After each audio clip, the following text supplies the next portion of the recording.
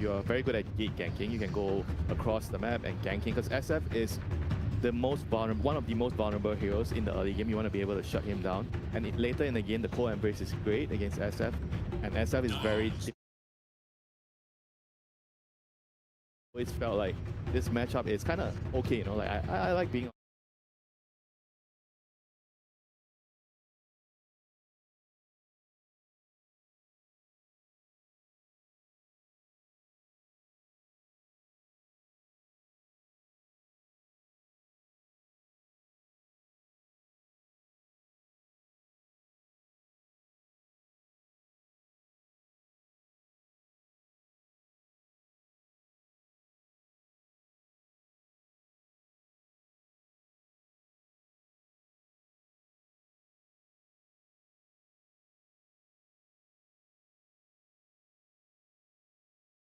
Like, I don't think we'll be able to see the Dawn. I think the Dawn will be banned because Dawn is one of the... actually, no, it's Spirit, so never mind. But I'm just trying to illustrate an example where against SF, you want like a Dawn, you want a hero that can just go on him and kill him in the laning phase. Maybe could you supplement that with something like Nature's Prophet carry matchup where you can then TP in and... you can definitely do that. Nature's Prophet is really good at that. You TP in, you drop the treants in front of him, you kill him, you take the tower. I think taking the tower is also the second part of the plan. You kill him, but you also must ensure that you have a way to take the tower either with creeps, heroes with summons, or you have heroes with helm. So you can take the tower and remove the jungle, because the camps are the important part. You need to seize control of the camps behind the safe lane tower and in front of the tower, the 4 camps. If you can remove the tower, the SF doesn't get to farm them, then it's good for you. But you're also describing a whole scenario where it's like you need your mid lane matchup to go well on your side, because if you have to take the tower from the Shadow King, you need to stop him doing his natural satanic Yatoro level of farm. Of course, Mickey can do it as well. Then you need your mid lane matchup to go well, because they'll TP in, they'll counter gank, they'll stop all this aggression. So again, it's the joy of the setup. Again, they're taking their time actually quite heavily with the ban from Liquid, and then Spirit, they just take away Clock and Tusk, the map moving roaming supports, which I mean they're the most kind of obvious ones for SF, but you have to kind of ban them out. There's so many heroes. I think that's what I feel when I look at these bans, because they remove Clock, Tusk, and I think those give the most amount of kill potential in lane with SF, but then you still have bodyguards, you still have Undying in the pool. There's also people were using Jakiro as a substitute for a while, which also gives you kill threat in the lane, but there's also still more saves if you want to play more like that. Ringmaster still does a lot of damage in the lane, but can also protect the SF in lane. I think they have so many options. And there's the Invoker you mentioned earlier with the Slardar ban. Yeah, and Puck ban. Yeah. Those two heroes have very good matchup. Void Spirit is also another hero, which I don't know if you're gonna see it, but it's also another hero that has a very good. Like if you look at the stats, it's one of those mid heroes that has a very good win rate against Invoker, because Invoker spells can, I don't want to say never, but usually it never lands on the Void Spirit because you can just dodge them. It's cool because like Liquid's not allowing, like Spirit's quite a creative team. We would have mentioned that they have wide hero pools, and it's like, you know, we're just gonna lock in our core straight away. We don't care about like your playbook. It's like look at our heroes, try and counter us. And Spirit, they do go for the centaur. I mean, it's not just really about that, you know, because when you talk about the pick sequence, we don't really generally get a chance to discuss a lot about that, but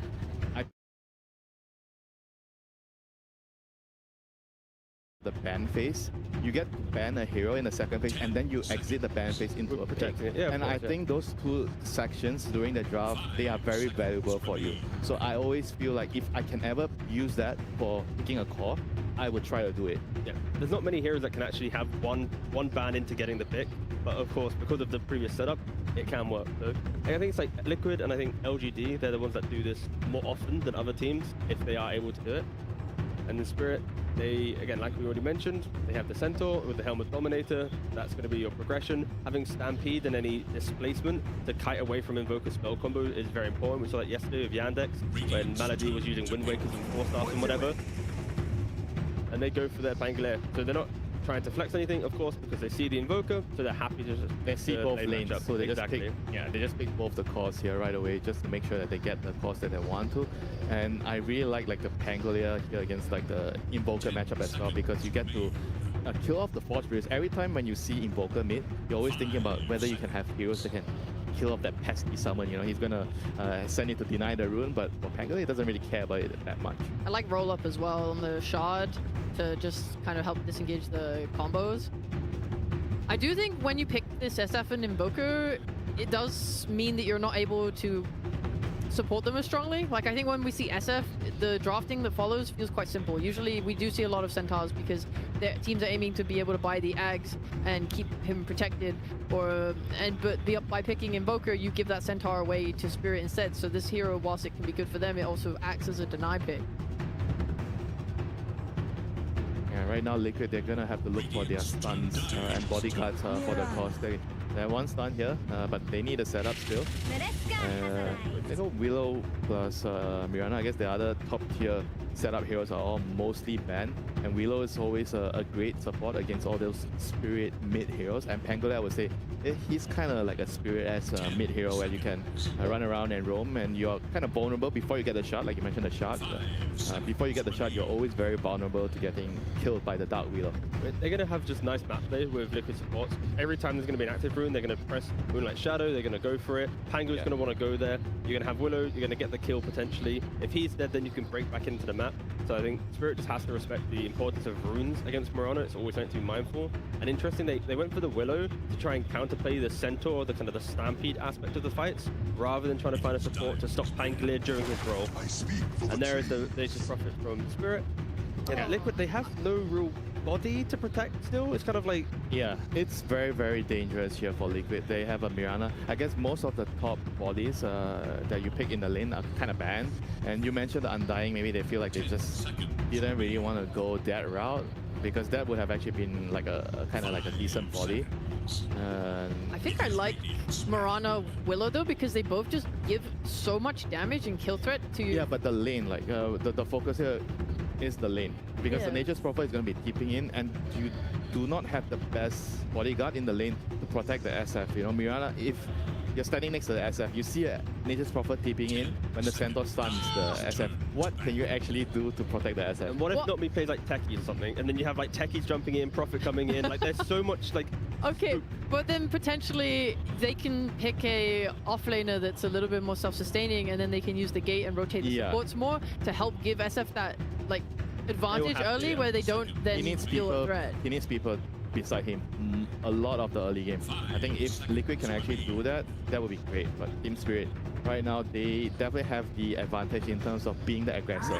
They have the advantage of being the white pieces here. They are going to attack the SF, and SF is a very vulnerable target. And Invoker is also not the best hero to protect the SF, because you need a lot of farm on Invoker. You want to hit creeps, you're just waiting. Oh, I have a Sunstrike kill. Sure, you know, I'm going to drop a Sunstrike, but outside of that, he's not really going to be moving too much.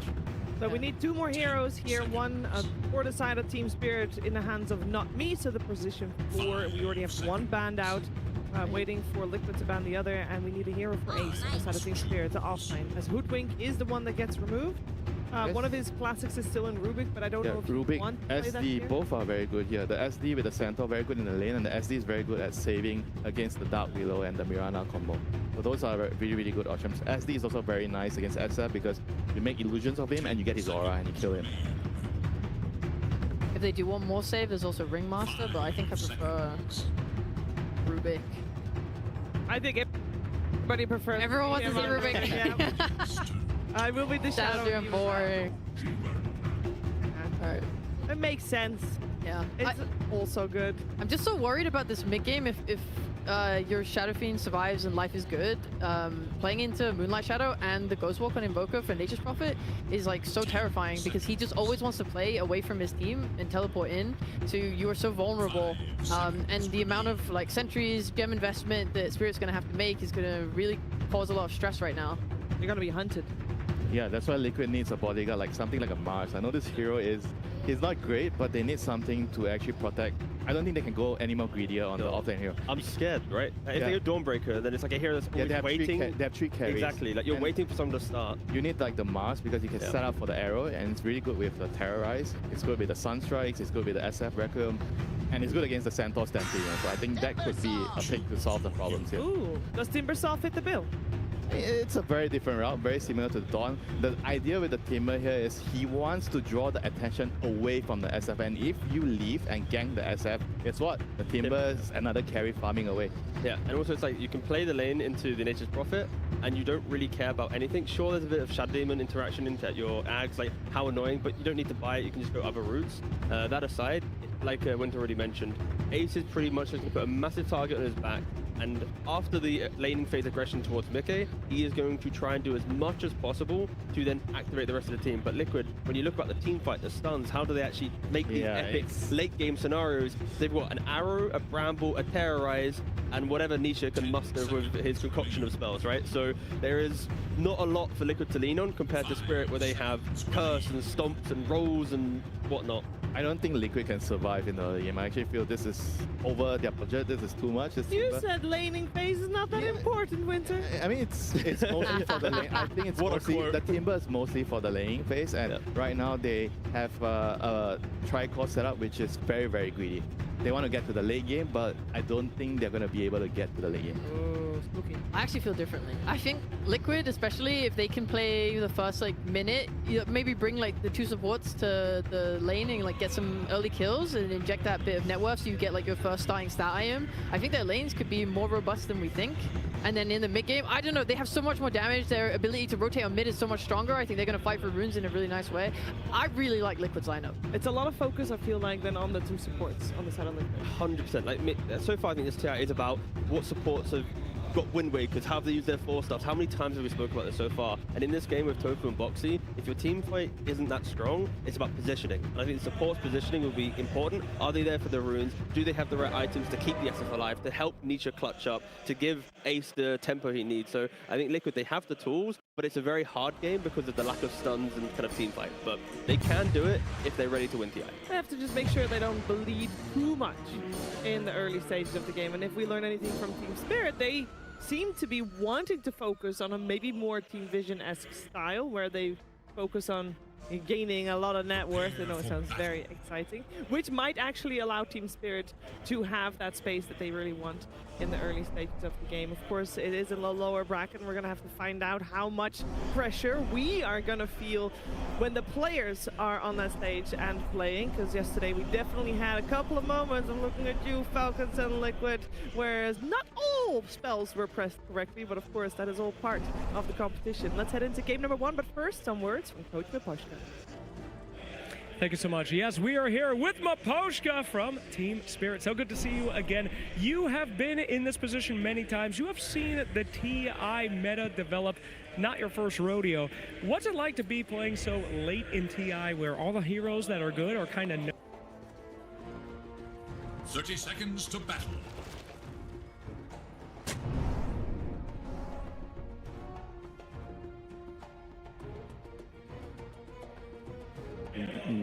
When I was a player, so it's of course a bit different. But no, if you say if you ask about like meta heroes, yes, like do we play meta or no? I mean, of course, we try to find like best heroes for every position, trying to adapt always. And during this tournament, we also adapt. Like we play with some heroes which we are not not used to play previously. So. Perfect.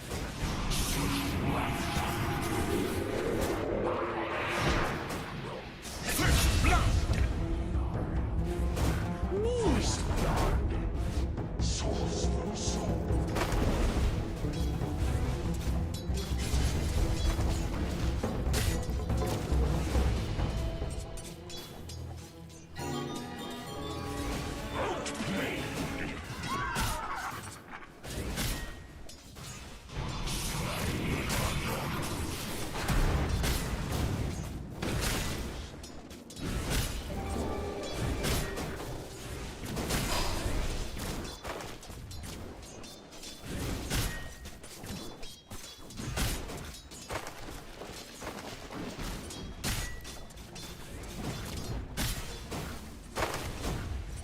Mirana twice this tournament. They've lost both games. Hoodwink was right there. And both Boxy and Tofu have shown exceptional play on that hero. So I wonder what gives. Like, what are they seeing in this particular hero for this game?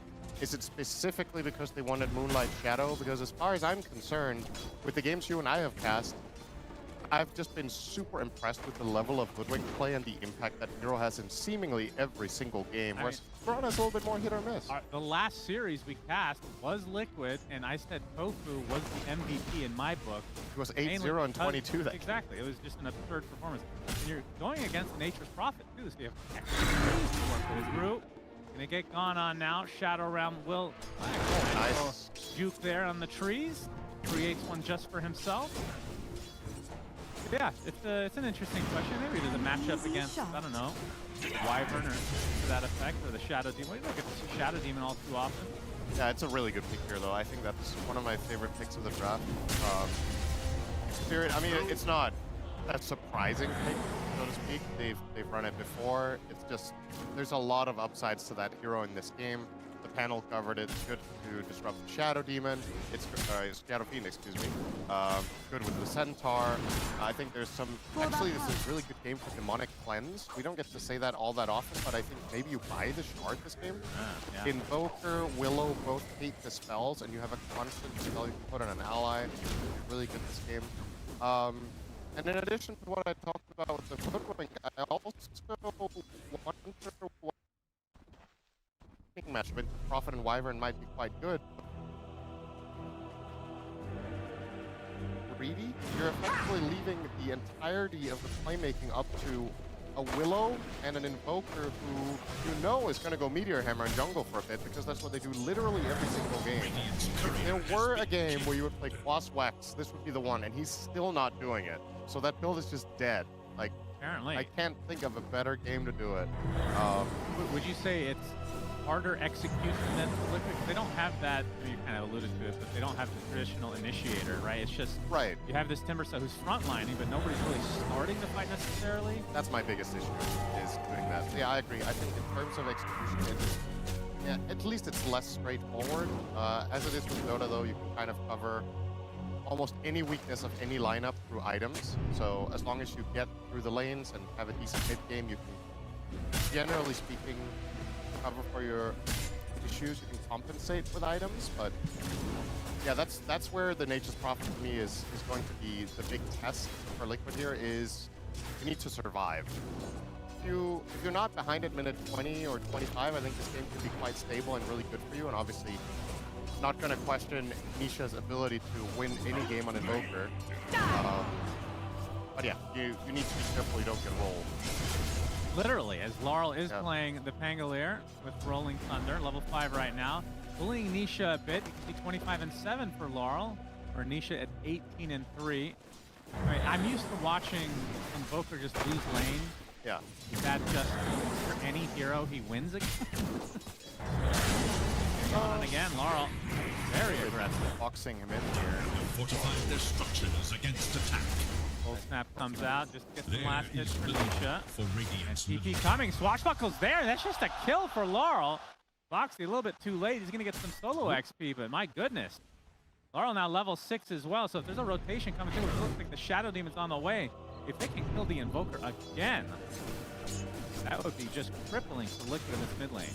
Yeah, Laurel is going to need some resources, though. He sent out a second Clarity. The reason Nisha cold snapped him was that he had Bottle and Clarity running, and he just wanted to stop him getting more resources, but he still got enough for our last Swashbuckle. And yeah, that's the thing. Invoker, pretty vulnerable in this lane, and if you need to start pulling over support to mid, that means you are not making a single move.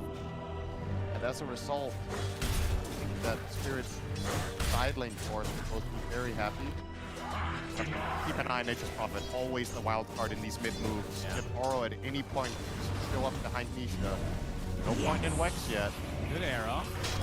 There's going to be any follow-up here, though. I mean, at the same time, Ace is also going to be happy on the Timbersaw. I feel like in terms of melee heroes, the hero that loves solo experience the most. Laurel taking a little bit of damage from Tofu. Back under that tier 1. First illusion is the illusion, or first rune rather is the illusion. Timber is definitely going to be squeeze the AOK up here alone. Even if he gets to play 1v2 against Wyvern Prophet, he's level 5. Should be just able to farm quite stably. An easy shot. You have reactive armor. We've talked a bit about how Liquid are lacking initiation risk.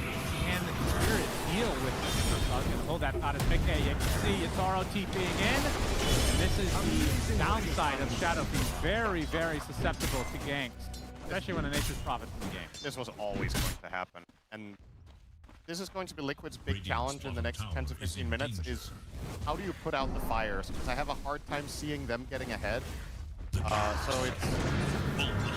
it's so incredibly crucial that the supports have good map reads, in the right place at the right time. Because technically speaking, Spirit, if one support is missing on the map, any of the 3 lanes could be under attack. Prophet can always join. Both of their supports have decent, damage and utility. So, and at the same time, even if Liquid are there, what's the protection? Right? Like, are you going to save the Shadow Fiend there if Mirana's there? I don't think so. Are you going to save her with Willow? I mean, maybe Willow with some good brambles can create some spacing for Mickey, but I still think either support being there would have still been a kill. That's why crosswalks were a thing. That would have been nice. Indeed, Laurel taking quite a bit of damage. The Rolling Thunder going back right on top of Nisha as the supports have come through. The Shadow Demon disruption, very awkward. Does get the connection and the kill in the end. A little bit sloppy from Spirit. Laurel might pay the price as the Star Storm finishes the job for Tofu. Looking for a double kill, will get it. Yeah, actually boxed it. Yeah, that disruption might have actually cost them 2 heroes. Because I think they were getting the kill regardless, but it took longer, and it gave Liquid the time to rotate in, so... I want to say a rare mistake here for Not Me, who has had I would argue, an incredibly impressive rookie year at TI so far. Been a very welcome addition to Spirit. First game of the day, Cinderin. Most people didn't even know who he was when he joined the team. Like, that's pretty rare to see somebody join a tier 1 team with... I mean, generally speaking, when you do get scouted, you have some tier 2 and tier 3 experience, but he did have, but probably in the lower... That's a sign of good scene if that is going to continue to happen. We want the new blood to come in. Yeah. We don't want people like you just sticking around a little bit too long. Gaming comes to mind as Toro. What is this? Sorry, it's a little too early for the banter. My brain doesn't work before noon. Yeah, I've noticed that. Be careful. The prize is mine. Apologies to the viewers in advance. Scrambles right on top of Toro. Ace is level 7. Not me, though. Trying to turn this around. Rue makes his way over in addition. And Ace load up big time. Getting taken a swashbuckler with another rotation from Laurel. So 4 members of Spirit come over and destroy Ace in turn. Or not getting any of the last hits on the kills. I believe that he is currently tied with Mickey for net worth. Of course, the grand prize here is not the Timber Saw, it is the tower that will be going down. And this is something that Winter will talk about on the channel as well. You're playing into that Shadow and you want to take the tower, and there's multiple ways of doing it. You can have something like summons or a Dawn Speed. Well, how about both? We've got Treants and the Hellbear Smasher currently working for them. It's just a matter of time before Yatoro's next move will be in that bot lane, and if that's successful, you're losing a second side lane tower for sure. No shot like that if the move is successful prior. Yep, and Collapse going for, I want to say, the EWC standard build, which is Helm directly into Heart. So he's going to be very, very farmed this game until he gets it at a good time. Lotus game. I mean, I would expect him to go for that later. Yeah. I mean, these games, we've seen games go very long in this tournament. That's why I'm questioning why people are not just going hard second. If you know that people lay, as long as the game's not out of control, which right now it's very even. Yeah. Downside, really. Sport Spoil that later. I've seen Pachuacalma before, but again, when you do have that Prophet, even ganking out of the way places becomes a lot easier. Just fine. Nisha comes over, gets the tornado. Starstorm control through as well. Not Me is definitely dead. Laurel, be a bit careful. His shadows like to lapse on the Starstorm. not want to fight. He's just posing a big fat present. That's the bottom tower with his Dom creep. Happy. But I think so far, 11 minutes in, probably rather happy if you're Liquid with the fact that this hasn't been worse than this. Only the 4 kills. Sure, you've lost your 2 side lane towers. That was probably going to happen, but all 3 of your cores are at a very competitive network. The bottom of them is maybe not the best sign, but it's Invoker. He's about to take Meteor Hammer. And, oh, I was about to say that's some stacks, but haha. There's another guy. Dire are Who wants a piece of that? I mean, I think the panel also mentioned that one issue with Invoker this game is there's no real good Sunstrike setup, right? Yeah. Like, if you get the arrow, which they don't have really a great setup for that, it's like Bramble, yes. But That's not the easiest. that would have been one way to get Invoker a little bit more farm in the early stages of the game. I'm surprised they gave the stacks to Timber, actually. I don't know if that's the right choice in this game. I think he was slated to just have a free farm time for quite a while regardless. It is me. It is. He loves creeps. Who is Ace if he does not take all the farm in the jungle as to their middle tower. always playing these thick boys. Timber saw no exception to that. Ball. Presence. This tier 1 mid, Nisha, running through the opening. It's slow to start, but not going to commit to anything. Pretty low, actually. Rolling thunder here pretty soon. They're going to try to get the Sunstrike. The Destruction's going to dodge basically everything. Carl doesn't have mana right now to use the Rolling Thunder, but Nisha extremely low. Shadow Realm available for some damage onto Laurel. Tornado timing. He hits that swashbuckle. Nisha is dead. On him mid-swash. Not fully committing his spirit, kind of just Tower, though. playing the tower. And it up eventually. Mikado makes his rotation over. Gets the raise, arrow coming, not gonna hit. Sunstrike gonna be dodged. Laurel, just fine. As the diffusal blade now gonna go for the shard into Blink Ag. I was gonna say, surely Rue is gonna heal him. He's just holding on to Cold Embrace the entire time and then he heals himself. Look out for your boy, man. Laurel's low. Maybe he took that extra piece of toast at breakfast. Yeah, personal vendetta. I'm sure they ran out. That would be something. You ever been there to a was breakfast where they ran out of toast? I don't think I've ever experienced it. Yeah, but remember they were at a hotel where they ran out of toilet paper, right? Oh. That was Spirit, and that was the year they won TI. Yeah. They need a little adversity to be able to get over the hump. An That must easy be the shot. secret. Yeah, come to think of it, I don't think I ever ran out of toilet paper in my TI appearances, so you must be right. Stats don't lie. 100% win rate. What we can figure out. Or same time here, Cinder. Nice segue onto Tofu playing the Mirana. Yeah. Speaking of toilet paper, with 0 and 2 on Mirana. I was just thinking of the food Tofu. You know, just Oh. Alright, smoke Laura, from Spirit. smoke. Yeah, nice connection, and he is Played. already dead. Absolutely. Very quick kill. TT is not even remotely close. Another great pickoff for Spirit. Getting a little bit of separation now in terms of net worth. Dire's Toro tower is leading the way as you're used to seeing on the Nature's Prophet.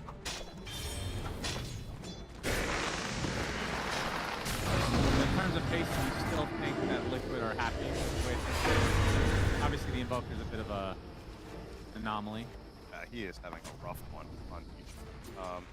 I mean, it's definitely significantly worse than it was a few minutes ago. This time they lost the mid tower plus Nisha as well again. Now 3 deaths. It's just like looking at the big picture of how bad I was envisioning this could go. This is in like the better half at least of potential outcomes. I think there's almost if these two teams play this draft 10 times, I feel like Spirit win the early game 9 out of 10. And in maybe 3 or 4 of them, they're up 5k now. So, you know, it could be way worse for Liquid because of how little they've bled relatively. But this is it's not going to get immediately easier now. Now you've lost your front row of defense on the towers. You can see Spirit are placing really good offensive boards. They have one around the enemy secret shop. They have one around the waterways down bottom, and actually one around the double coverage there with the river. So they are going to see Liquid movements. They are going to want to pounce on them between Stampede, Prophet Teleportation, and obviously Pango being a complete beast right now. The prize is mine. Yeah, the worst is yet to come. If Liquid can keep this at a 1K for 10 minutes, that's when the items are going to change everything. They need to still weather the storm. Squash brings him to half health. Yep. Always a fun hero to play support against Pango. Half your spells don't work. Unless you're Bane. And yeah, well, there's a few supports that do like it. I think they're going to go through the gate. Yeah, the gate. SF is the target. They might have seen him go right before the ward expired. I think they definitely did. Okay, he is running in the correct direction. For enemies. Don't scan it out. They missed on the scan at least, but they continue on. Good thing this hero farms camps really fast so you can get out in does, time. but they're going to see that these creeps recently The perished. seeds of fortune. To the north now.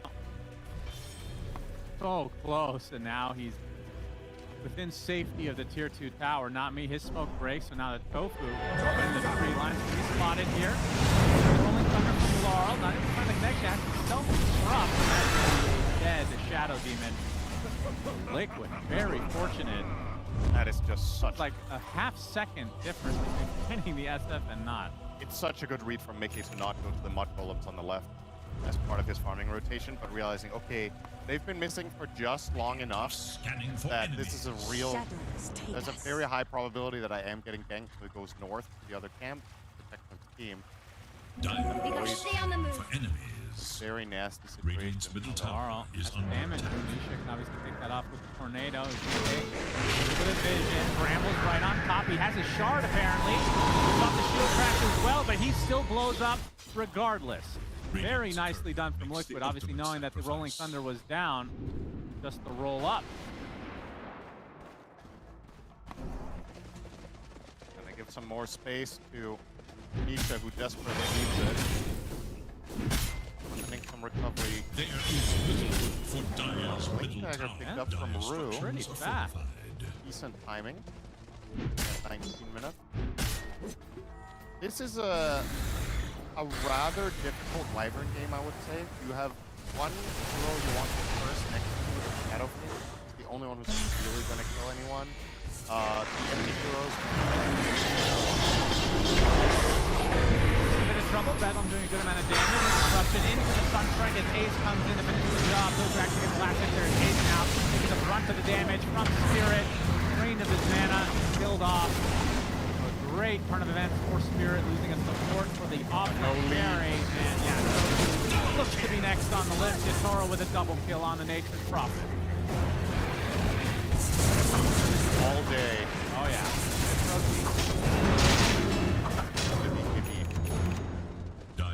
Well, as I was saying, yeah, for Wyvern, the challenge in this game is that Cold Embrace is just really bad, right? Timbersaw is one of the nightmare matchups for that. All of his damage is pure. Invoker is a nightmare matchup. All of his damage is magic. Willow, Mirana, Shadow Fiend as a carry is even mixed because he can go for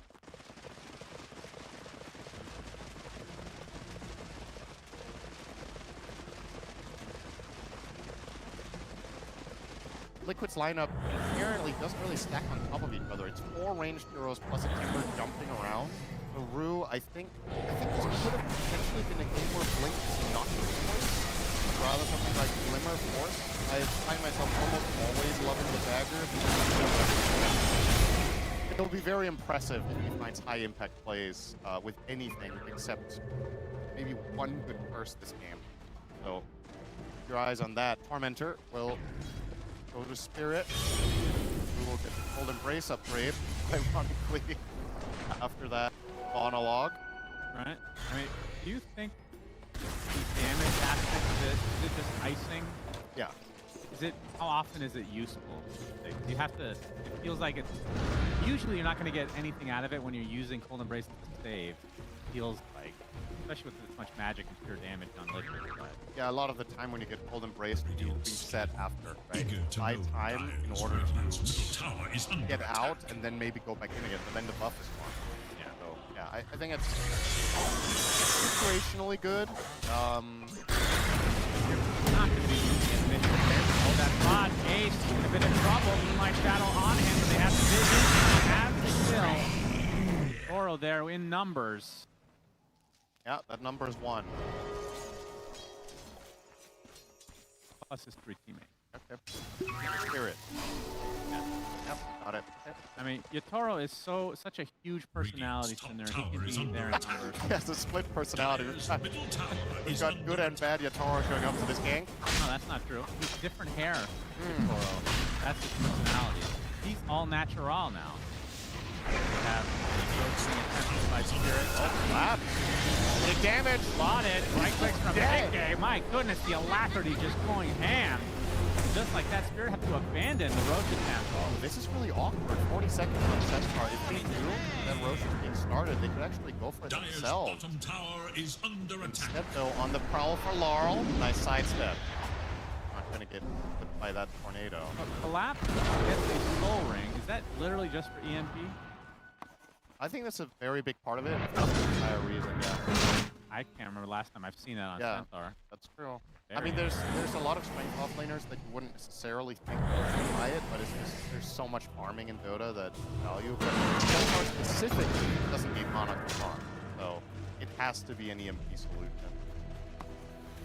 How much mana does EMP drain with that? The math. How do you even see that perspective? Invoker's a little bit special. You can't just ask to see the spell. You want to chat GPT it real quick? No. I don't. So Centaur's current mana pool is at 765. I mean, that's the issue with mana pool in general. If he gets EMP'd, he can't use EMP and stomp without the soul. Radiant's bottom tower Probably is drains under around attack. 400. I'll I just think it's The Dire might be 500 when he's on the hunt for Radiant forces. got his shard now, so gets the farm by walking. very nice. Favorite. Congratulations, by Sean and Invoker. Or RTZ would say if you were here. Daedalus now online for Yatoro, so still keeping up that net worth, has a 3K separation between him and Mickey. I mean, for a Nature's Prophet, how much do you want to be up versus the, I guess, SF in this case? I think this is kind of par for the course. I like how this one feels. Maybe this is slightly better than expectation. Well, if you ignore the surrounding factors, let's say both heroes just get to have a great time, which they often do because they're safe laners. Good for you. Yeah, this is probably roughly expected in this patch from what we've seen from other teams in the tournament.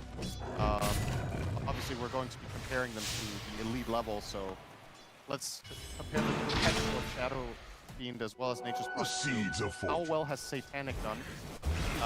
Then I think this is probably maybe a little under for SF and on par for Prophet. Kind of checks out with how the game has gone, right? This 2-on-1 That's a good first. Very nice first. Look at Marana as a result. The Rolling Thunder able to get saved by the cold embrace at the last moment, though. Still inside that Rolling Thunder. Ace with the BKB. Mickey looking for the Requiem. Gets it off. They're trying to TP out. Taking the right click damage. He's barely going to survive. Mickey with a 10% HP. Able to get back in time. They're going to lose 3 overall, though, so the fight still goes the way of Spirit. Now they are in a decent amount of control, which means Roche should be on the table. But it's Hipru. That was perfect. He finds a 3-man curse onto Marana with Shadowfiend being one of the attackers, and clean cold embrace on the Pango, who was in absolute peril against Shadowfiend there. Faced off his entire BKB with a cold embrace. These were 2 spells that were not inherently obviously going to get great impact, but they find the perfect moment for both. Now their grand prize will probably be Roche, I would imagine. He's back to full HP, but Liquid not remotely close to this right now. So would assume that Yatoro does the same to himself. Carl getting close to finishing his Aghanim Scepter, about 300 away. Or does indeed BKB, take it. We saw the BKB for Nisha, and it's going to be an Octarine core neck for Ace, Shivas.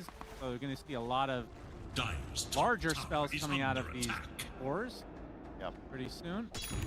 And Mickey, of course, I think, of course, goes for, I mean, is this, would you call this a hybrid build right now? I feel like it's always a hybrid build if you have Yashikaya, right? Like, if you want to commit fully in the right-click direction, this is a skippable item. So, yeah, it's hybrid, but it definitely is hybrid if you go Blink. Because then you're not even playing into the right-click fully after the Yash. I think they'll have enough physical damage? No. Carl,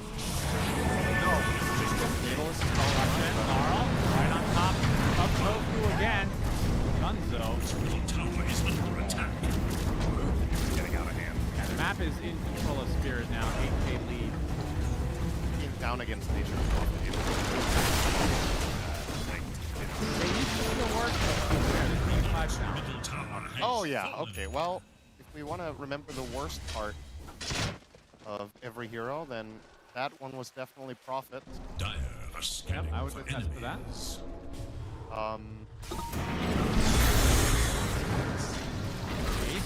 Fine Drew, but I think this might be the other way around. It has to use the BKB because the Toro has shown up. Laurel as well. It's up the Timber Chain to the low ground and attempting the TP, but the curse cancels it out. Looking the high ground is Whacker. He got 2 shots through, but he survives. Laurel does take out Ace in the end, and now Mickey on the run. Definitely plans to hold the Toro at bay. Remember, he does have the Aegis. First round, off the pop. It's the cold embrace, and he does get taken out, so that's life number 1. But Mickey taking a ton of damage from Laurel. Now he has backups of his teammates. The Washbuckle in the end for Laurel gives him enough space to get away. Laurel going in really deep to kill off the SF. Some balls on that young man. So 2 cores dead for Liquid. Was definitely not expecting that. Classic Giga Chat. TP in 1v3 under the enemy tower to kill the Kara and just walk it off. Insane. I mean, he kept track of the abilities. There was nothing left. There's nothing countering your BKB in this game. If you just BKB TPing on Prophet, you know Shadow Fiend doesn't have resources to fight you back. There's no BKB piercing stun. There's no inherent save for the guy you're going on. So, yeah, why not just dive them? Split these waves.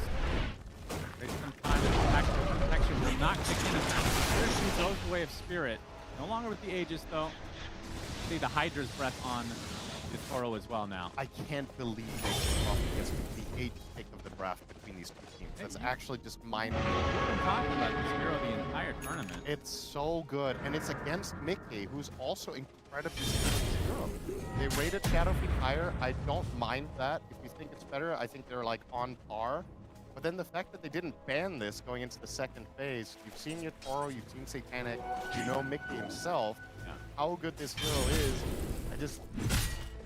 I don't know. I don't think you let this hero through in the second phase to any of the Radiant's courier has been specialist teams. slain It's in just too cold good for me. blood. Or showcasing it here. 525 CS at 30 minutes. How does that compare to Satanic, would you say? Close, I think. 1000 GPM? Maybe a Toro getting watching towards some there, at least. replays. Must be weird being the guy everybody learns from for like 3 years, and now maybe there's something to learn from. I think Satanic at around this stage of the game had about 900 something. I thought you were going to say CS, and I was like, sure, buddy. Maybe if there was a That's what the next patch playing against Nigma and who else? Broodmother. Broodmother. I have intel. The next patch, the map will be even bigger. Oh. We'll have 4 lanes. And yeah, Prophet's teleport starts without a cooldown at the beginning of it. Oh, that's nice. Then maybe 900 CS it will be obtainable. Okay. Meteor, gonna wipe out this bottom wave. I mean, you're just playing for time here on Liquid, hoping that you can get to some point of critical mass. If you do go late enough, I think this is going incredibly well. Good job. Forces out the Rolling Thunder. Didn't have any vision there, but the smoke popped. They just assumed that being a waste for Spirit. Still, with that 13K lead, pretty comfortable at the moment. And of course, as usual, so we need to talk about high ground defense. they have an Invoker, that is maybe... It's good. Is there a better hero in the game than Invoker for high ground defense? If I have to pick one, it's him. You still have that Ag with Tornado? The Twisters, yeah. He does. But usually people go, well, it depends, I guess, on the game. People don't really buy Ag. That's true. Ag is... If you have a really good Cataclysm setup, which they do not, then maybe. But yeah. It seems this shard, this current shard on him, has overtaken the Ag he used to get with the tornadoes. Spotting it off the tornadoes, picking up. Last pop the BKB. Yatoro's there, though. The right clicks are just fearsome. And Nisha falls to the ground. Buys the Octarine in time, but still another death to his name, 62nd. Yeah, it's worth pointing out, Yatoro's actual net worth to damage ratio here is insane because he has bypassed height. This is an item you almost always see Prophet buy because of his ability, but it's a little well the Hydra's breath. Wow, they already have every shard? Really? Yeah. At 32 minutes? Yeah, so Shadow Demon bought it. Shadow Demon did buy it, which I'm super happy to see because I think it's incredibly good this game. The first one they found went Wyvern, right? Yeah, that's the one I would suggest not buying, so it checks out. Wow. Maybe you could have not bought the Prophet one, I guess, but... Hey, he's got enough. This is never an issue for Prophet. I mean, you talked about how it might be more valuable to get the gold anyway. You only have one shard left. Yeah, if your Prophet is... he's farming still well anyway. Yeah, you're effectively giving gold to your teammates by buying your shard. With me. Yep, has that 25 talent. It actually takes the remove teleportation. Oh, seeing the other one. Arrow will dodge. Very close. Right in, Root taking a huge burst damage. Stuck inside the bramble tower. Has to use the curse to die shortly after. Right click now on to collapse. Big A. Meanwhile, it's just proper right clicking. A. Able to get the BKB up and trying to retreat with the Timber Chain. He's just half HP as well. Collapse no longer has the Stampede as the Ice Wall will block them off. But he still gets the blink into the hook stop. And that is a lot of damage on Nisha. Has to use the BKB with such a small amount of HP inside the pit. Attempting the TP is fine. What a heavy cost. We're going to lose Boxy as well. Of course, bunch of BKBs down for Liquid. Of course, keeping in mind, that fight started with a free kill on the Wyvern. So effectively a 5v4 afterwards, and Liquid still cannot come out on top of a single fight this game. The rich get richer. Yatoro now almost has a butterfly, so it's time to replace an item. I'm guessing you just get rid of your treads already? Interesting, because I know that Mickey is going for Daedalus, but I wouldn't say he's hitting particularly hard. Collapse. Neither will find the hook off in time. Yeah, we'll be going for the butterfly for that evasion, so we'll see if Mickey chooses to go for an MKB at some point. Without him right-clicking, I guess Alacrity is what he's really banking on. Yeah, that is an X factor for the game for sure. Invoker is... But nobody else take is the Alacrity talent, though. Yeah, so Butterfly just feels like almost a hard counter to SF. Fury is the only one that can be right. Yeah. I think this has been, through Yatoro's career, one of the things that impressed me the most about him has been his itemization. I think he can... In plenty of games, he's not been afraid of doing something outside of the norm. Not that this in particular is anymore, but just has always had a very good understanding of what he needs to achieve with every item purchase. And I've said this many times on casts before, I find itemizing on hard carries really difficult. With all the options you have and with all the problems that different games present, having that reference to what to buy. Even at the elite level, you see players make, I would say, clear mistakes in what items they buy, but it's very rare that it feels like Yatoro did not do the right thing. Except the teleport. Oh boy, Arrow not going to be there because of the BKB. There's an Alacrity on Tofu of all heroes. Carl, looking for a connection. They're inside that Moonlight Shadow, though they actually do find Nisha at the end, and he just gets destroyed by the Stampede. Yatoro gets the last right click. Again, Invoker down and out. Can Liquid fight without him? I don't think so. I was talking about it there, Shane. Yatoro's itemization, having BKB this game, genius. Yeah, Just absolutely really unusual. stellar itemization to have BKB in a situation like that. All right. Now Roche number 2. The Belch comes out. This will be a freebie. There is another great item for Yatoro here. The Gates of Immortal. Invisibility. Good choice for Yatoro. Well done. His mighty pride. Really glazing him today. God, I love So money. he's going for Ags next. I mean, you're at the point now where you're just luxury territory. Get rooted. Foxy trying to scare the big bad Yatoro, but obviously that age is not gonna fight at all. Hello. TP's right into the Timber Saw. Will have to force his BKB TP himself. And then he teleports somewhere else. That's right. Get mana at base, and then he's going to teleport bottom and start getting the tower. He'll be back. Double siege wagon for Spirit. Plenty of time on his Aegis. Classic. First stop on to go through the rolling time from Lawrence. Getting good amount of space. First only on the one though. He will get the top of BKB. Goes for the Requiem play. Not doing. He does a decent amount of damage, but he ends up dying for it. Not me gets the kill. It's going to be a trade for Collapse though. As Spirit trying to do a soft reset and lose their support now. Eric's still up and running. Yatoro gets clipped by the arrow and the tornado. Is this life number 1?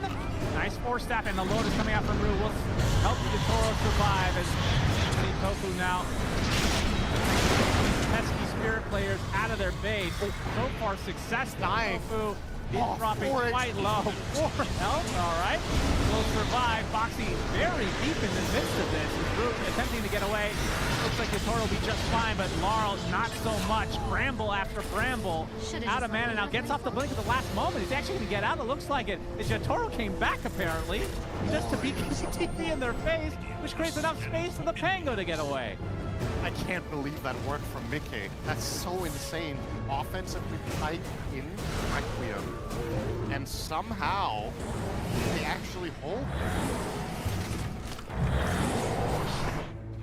I was about to say this is not 50-50. All right, well, step number 1. This is, unfortunately for Liquid, this happened so fast after the Aegis pickup that Spirit definitely have a second attempt in them for this bottom lane. Yep.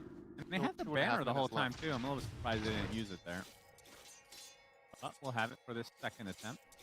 Yatoro probably shouldn't be the one holding that banner. Probably not. There's a little bit of inventory management issues. You should offload this, outsource the banner to a teammate. We have a shield rune as well. As he consumes the Aghanim Scepter and is going for Moonshard next. Does not have buyback, but not worried about that with that Aegis. Roxy, we run into Under section. Ace gets off the Timber Chain with the PPV. Joining the party as well. They get the bash though. Right click will come. Nice tornado. Yatoro at bay, but Nisha gives away his position in the tree line. Attempting to go away, but no. He gets hurt in the TV, and Laurel's going to be there to finish the job. No buy. No buyback. 80 seconds, and this is 5 versus 4. That's not even including the Aegis. I'm afraid no buy means bye-bye for this one. We believe. Really, really difficult. Now, holding without your primary high ground defender for a full minute when all 3 lanes are pushing in with a Nature's Prophet and a banner. Good luck.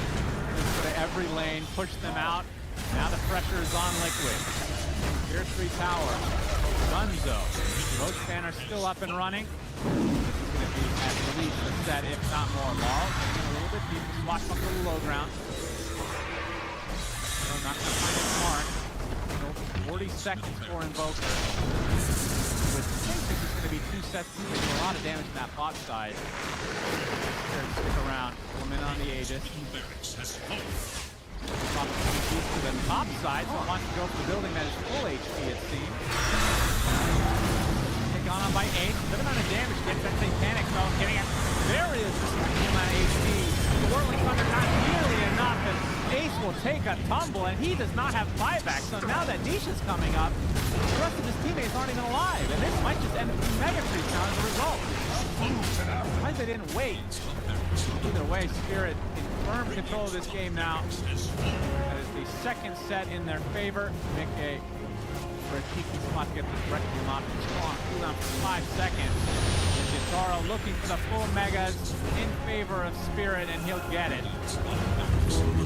32k lead for Spirit in this game number 1. Looking extremely sharp. Jitaro's GPM. The Enjoyers out there. 1100. Wow. That's Pretty good. Is that a top 3 of the event? It's a pretty nutty profit game. This is definitely up there. On strikes, a lot of damage to Lara. Will get the roll up.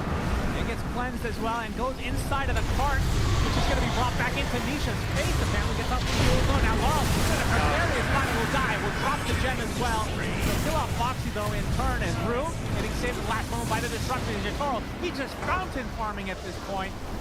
20 seconds for Ace to come back.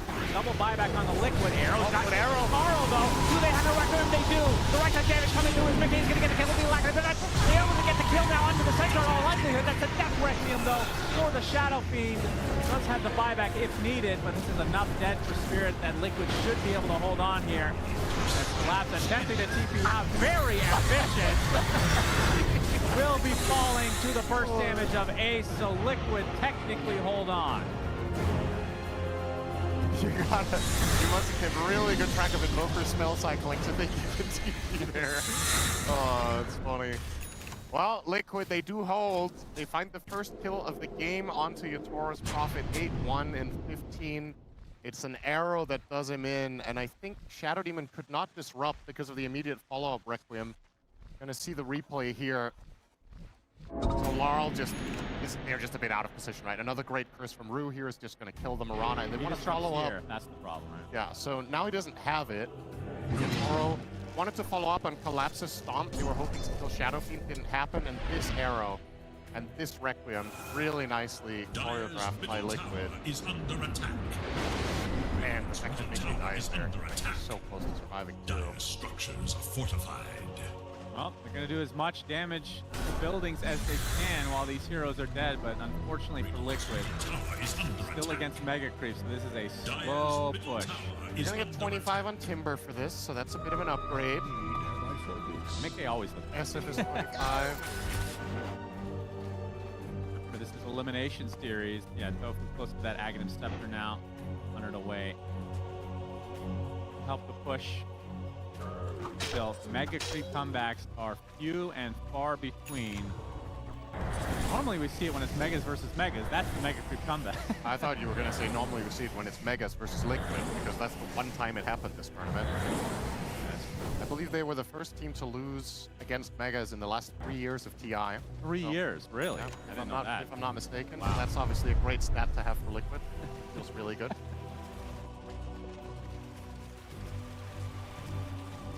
I mean, what do you talk about here? Like, I think you need to strategize how you get on Shadow Demon. Find a way to envision a way of setting up a fight that you can somehow take it on your terms to kill the support. Going on your Toro first is just not going to work. He's way too tanky. He has way too good coverage between the two defensive supports, plus the cart and feed, all of that. And that's where, at this point in the game, it would feel really, really nice to have like a blink to be able to start a fight.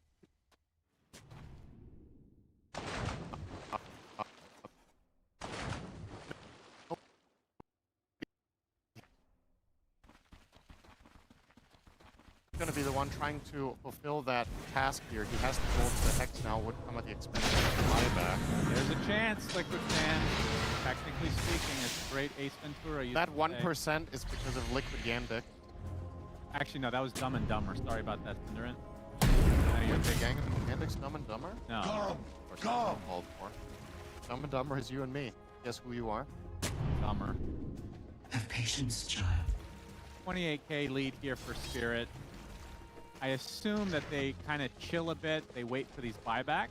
So actually wait, farm up those buybacks. They haven't really used them, and then go for the Roche to finish the job. And for Liquid, I cannot see a scenario where they come back here if they give up Roach. No. Do you agree with that? I would agree. But it's so difficult to keep your base at this point of the game. I don't even know how you contest Roach. Yeah, the issue is I also can't see a scenario where they win the Roche fights. It's a little bit tricky right now that both enemy supports have Beyond Discs. That was the thing I was talking about. They need to get on the supports and kill them. Well, they can't. They don't have a Purge either. So What if they bring all their couriers to the Roach pit and try to hide them and go for the item steal? I like it. You don't need your couriers. Yeah, leaving your base. I mean, Mega against Prophet. I've never seen that do a or a Mega. This is like the worst hero in Dota to play against when you have Mega. Just non-stop pushed It in. used to be worse though, remember. It could be Remember worse. the old It times. could be worse, yeah. But the good old talent Alright, was well. Ironwood Tree. Oh yeah, everyone's favorite. Oh man. The Spirit have Aegis, Cheese, Refresher Shard on the Tango, and Roach Banner again. And Roach Banner at this stage of the game starts to get really scary, especially with the Mega Creeps. They're relatively far away. The damage that these Mega Creeps take, not much. Leading the way, going to the tier 4. Laurel opens it up with the Rolling Thunder, finding a couple connections. Okay, not using the BKB, blinks out instead. Easier coming down. Yatoro getting pretty low, looking for the card connection. It's going to get disrupted instead. The arrow's going to keep the Centaur in place. Yatoro wants to preserve his life number 1, but he gets bursted down by Ace. So Aegis is down and out. Nice start for Liquid.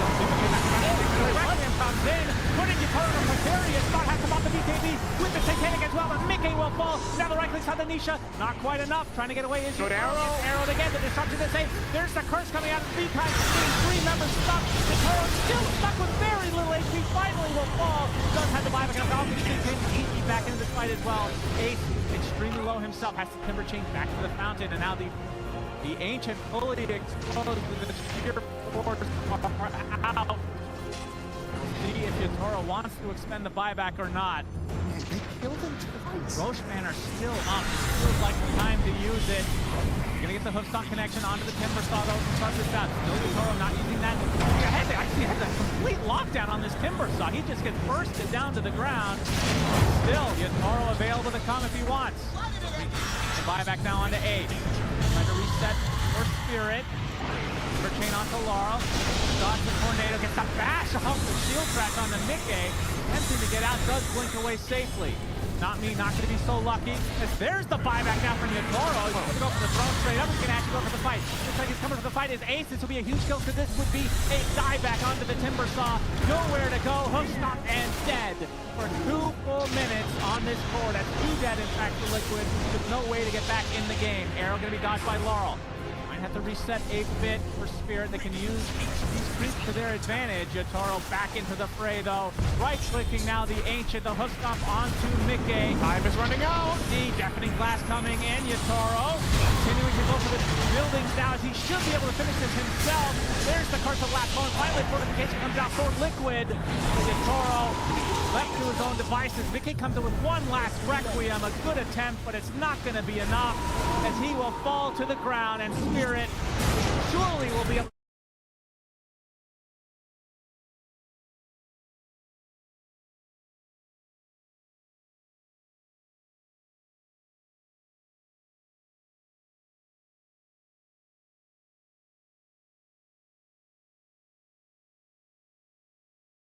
One.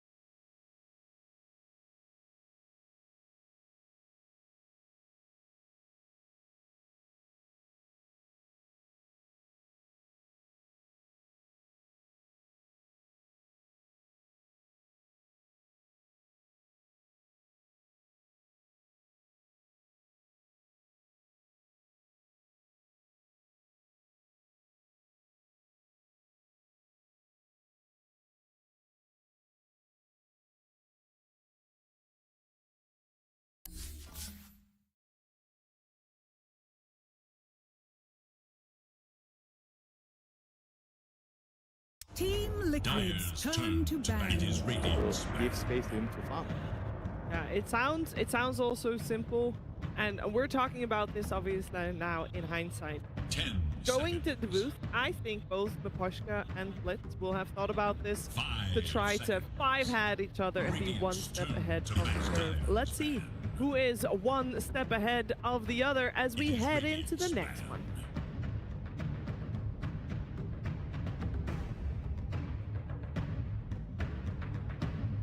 seconds remain. For this second game, we got Team Spirit on the Radiant side and Team Liquid on the Dire side, and it's a full swap because Team Liquid also has the first pick that was in the hands of Spirit of in game 1. It is also overall last pick for Team Spirit here, so we'll see what answers Liquid has. There is already quite the change in this game, because in the previous game we saw both Lina and Ember removed from the pool, and both for now are still in. The Winter Wyvern made it in as well, into the bans that is, and that also means that the Bounty Hunter is no longer in the pool. It's gone, it's gone, it's right now removed. Shadow Fiend also still removed, so definitely quite a big development here. Yeah. One thing to note, These the are full Slaughter bans. still in. You need to pick your supports. A lot of the supports are banned. Like out of the first phase bans, what, 4 or 5 of them are support heroes? Yeah.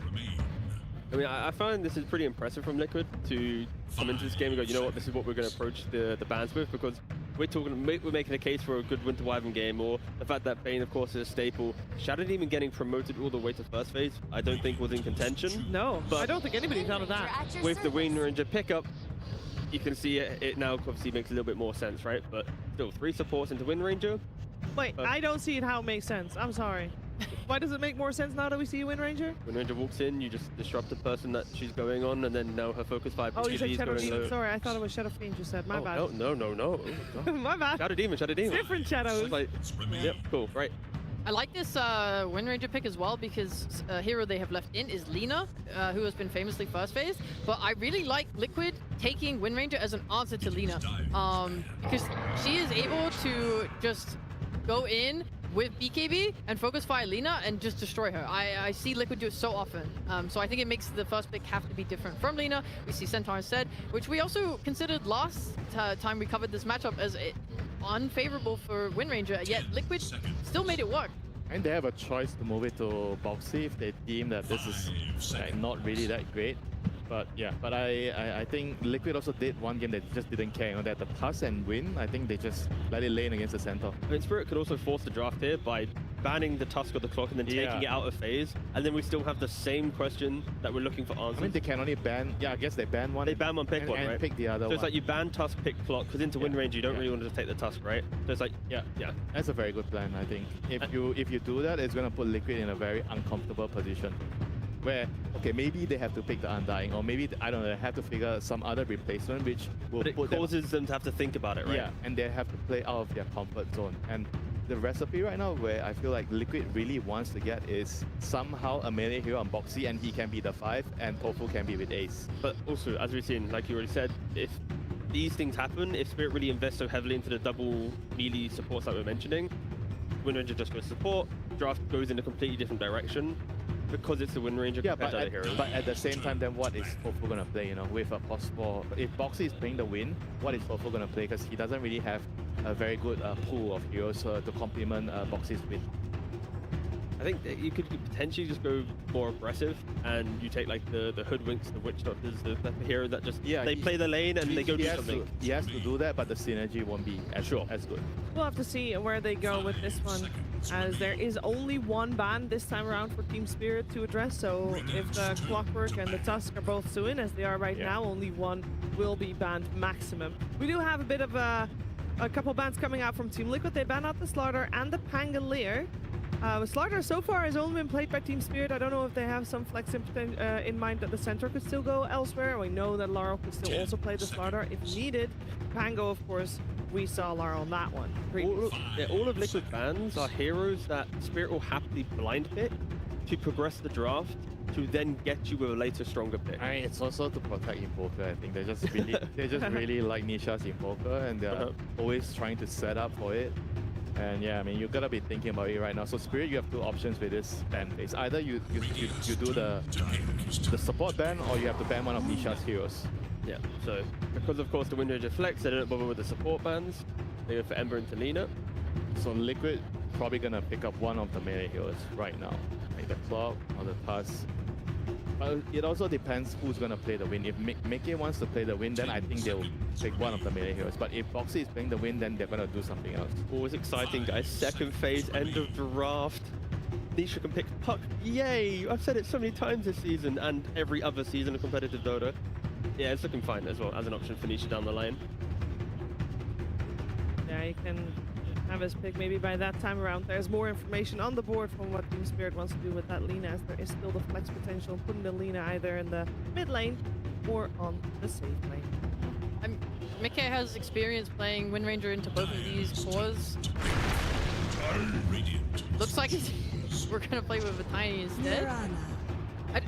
Has we seen Tiny on any role other than I think carry mid. this I think tournament? somebody did it mid. I don't remember who was it. At least for Liquid, it has only ever been carry. So Liquid is just making a statement that they want to play a very pick-off style game, a skirmishing game. Like they're going to step up into the lanes, try and just get an extra little bit of network. 5 seconds remain. Yeah. Hands of Boxy with Mirana taken up by Tofu. We have seen Nisha play Wind Ranger once and it didn't go well. And I think if we heard him talk yesterday about how he wants to have comfort when going in the lower bracket and how he won against Falcons yesterday, then I think you don't give him Wind Ranger. But it's still there. That's the best part. Spirit is just building a really scary lineup to try and gank. Because at any point, you have to deal with the Stampede, the Centaur Axe, then you have Cogs and Hookshot. Like, there's so many little ways. 2 more heroes to be picked as well. So Liquid, their play style is Moonlight Shadow from the Mirana, go with a Blink or some Silver Edge on Tiny to find a hero. If you don't 100-0 them, the counterplay from Spirit is still exceptional. This is where it feels like you have last pick of the phase on Liquid, and you can respond to a ganking lineup with something like Underlord, with something like Dawnbreaker, They need heroes it, yeah. that react. Exactly. Like that's the hero I want to see on Ace, because it will overwhelm the fight for Liquid to give them a good window of the game. Well, with that in mind, let's just pick up the Rubik now so that the Underlord won't be picked. They don't have to worry about that. Yeah, okay, yeah, sure. I mean, you could do that. You definitely could do that. But I think it's not as solid as something like a Willow. If you go Willow, the whole Willow. Okay, Wing's fine too. It's a lot more solid. You have a lot of damage. The lane's very strong. I mean, with Rubik and Centaur, the lane is just a little bit weaker compared to Hoodwing plus Centaur. Like Hoodwing is just the best support for just securing your laning phase. And Team Spirit here, they have a very, very stable setup. And Hoodwing with the Boomerang plus the Lina, that's insane as well. And Liquid, they 5 seconds. You guys mentioned Underlord plus or Dawnbreaker. I think those heroes definitely give them team fight or something like a Tide, like would yeah. help them. I was about to say maybe the Tide, where it's like maybe it's not as like explosive in. Even though their lineup looks very scary, there is a little bit of time that needs to come online. And guys, of course, like I said, when it's second phase and Puck's available, you take it at the end of the phase. Otherwise known as 18 Puck. Spirit needs an answer against this Puck. The support is the Clock, the Hoodwing, they're not great heroes. Somebody has to buy Orchid. Lina doesn't want to buy Orchid. Centaur does not want to buy Orchid. Yeah, so they have to figure out if they can actually slot in a hero to deal with the Puck. Can be a mid hero, can be a carry hero, but Liquid so far, they're happy with what they have. Great. They could play on Spirit. They're so versatile. That's the fun of this team. Night Stalker, I was going to say. We've seen Lal play. Would have been a nice option. That would be nice. There's also still Dragon Knight in the pool if they want to play that. Simple Blink Stun on Puck. Yeah, they're the big two, I'd say. And Sladar's already been banned out on the earlier phase by Liquid. So yeah, it's like Slardar, Night Stalker. Then if you really want to get desperate, then you can talk about like Void Spirit, but you're getting nah. This is, however, Team Spirit that very much was aware that this Puck would come out. So that I'm sure they have something prepared against it, and they do have the overall last pick. And with the flex potential of the Lina, there's definitely still quite a bit possible there. Potentially some cool pocket pick will come out. On the side of Team Liquid, we're in a similar situation as last game, as we need a hero for Ace. And I would love to know what kind of boxes Ace's hero needs to be able to tick this time around, considering they kind of missed the mark with the last game pick. Yeah, I think it's awkward now because you take Puck, which is, great. Nisha is someone you should prioritize so he doesn't get banned out, but you're probably going to lose your Dawnbreaker and your Underlord now, which I think were the two best in slot. Yeah, but they probably felt like he had three options, right? We mentioned Dawn, Underlord, and Tide would be like the obvious option. So maybe they feel like it's okay if they ban two, we're going to get one, but whereas for the mid picks, they feel like Puck is probably the best one, so they decided that was what they wanted to go for. Also, it was so respectful. I just double checked. Yeah, Nisha hasn't played a single game of Puck this TI. So really? Yeah, he decided, you know what? Potential elimination game. Ah, fine. I'll play Puck if you need me to. The Dragon Knight that you mentioned, Rhea, will be removed from the pool as well. That's it. We've ran out of heroes. That's it. Good job. Pack it up. Of course, there is the like the old Huskar and snipers if the lane beats the Puck, but again, not really. Players these days, they just exactly bad for the lineup.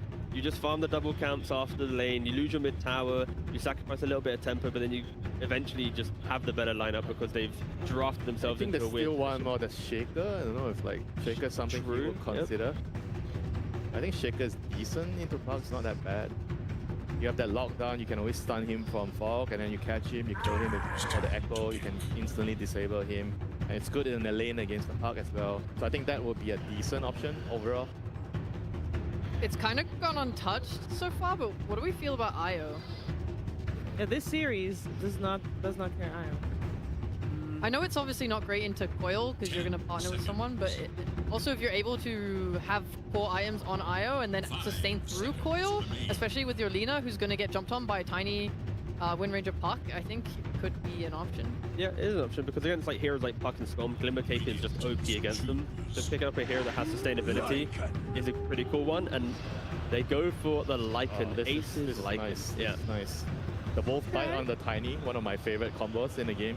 And it gives them a very, very fast-paced lineup. They have a lot of vision with the Wolves. You can hunt down the enemy supports. Clock and Holdwing, they hate playing into summons. They don't really do much against the summons. So this is a very, very nice pick. It sounds like they rounded this one out maybe a little bit better than the previous one. Of course, there's still an answer coming from Team Spirit that now a Shaker it needs just to got solve better. way more. Can you not just put like Lina to mid and you take like your Toro Terrorblade and then just like you play the macro game, just keep skipping the waves, like you just survive and then... Or like Sven, you think? Yeah, Sven's okay too. There's also a Naga pick, which is kind of like a Lycan counter, but I like the Sven a little bit more. The carry pool feels way nicer here than the remaining mid pool. I'm looking at the mid pool and it's like, sure, okay, nice they do go for the Terrorblade, so yeah, they want to keep the game alive. They want to try and eliminate Team Liquid from the International with a Yatoro Classic. But they have a Puck problem. Yeah, like, of course. Like, who's gonna kill the Puck? Maybe the Tablet can itemize an Orchid. You think he does Mantle? Yeah, Mantle Orchid. Somewhere down the road, but that's gonna take time. Like in the first 20 minutes, Hoodwing's Bushwhack is the only thing that can reliably maybe set up a kill or two on Puck. Will Team Liquid have a more solid early game than previous game? Yes. I mean, it's hard not to. 1,000,000%. Like, game one doesn't even exist anymore. Like, this is infinitely better from Liquid's draft. Infinitely better. How much focus is Nisha gonna get if we're saying that, like, you know, Laurel is gonna have to do well against his Nisha Puck? Is gonna get help from the side lanes to cement his victory? Lina always does well. You're gonna really want your Clockwork to hit 6 because the most reliable way of killing him is probably hook shot into Lina stun, into then like a cog back. I think you have enough damage at that point to kill him, but then you need to make sure that Clockwork is helping with like stacking and then getting the XP from that, making sure you secure your Wisdom Rune because these levels are going to be absolutely 100% the most critical thing for the Spirit to survive. I just like the fact that we have your Toro Terrorblade, we have Liquid on heroes that feel like they can come alive in the game, and it isn't going to be a kind of stompy, slow one like last time. That's nice. Yeah. I like that. Have a back and forth here for game number 2. Of course, this is elimination on the line, and it's Liquid with their backs against the rope in this one as Team Spirit is one game up. Let's see how Coach Blitz feels about how they did in the draft. The time for preparation. Thank you so much, Shivert. Blitz, what a dog you are. Tiny Lycan LGD combo here. TI-10 flashbacks. Is this on purpose or is this actually just good for the draft? We wanted to pay an homage of sorts. I think it's exciting I'm assuming that the Chinese fans aren't watching the stream, so I don't want to give them like PTSD or anything. But yeah, you know, it's just like a throwback. Speaking of a throwback, by the way, I don't know if you know this, but 9 years ago on this very stage, the manager, coach of Mineski, was in your exact position in this exact booth. And you know what he did to make his team come back? He did 10 push-ups. But could you beat him for good luck for Team Liquid?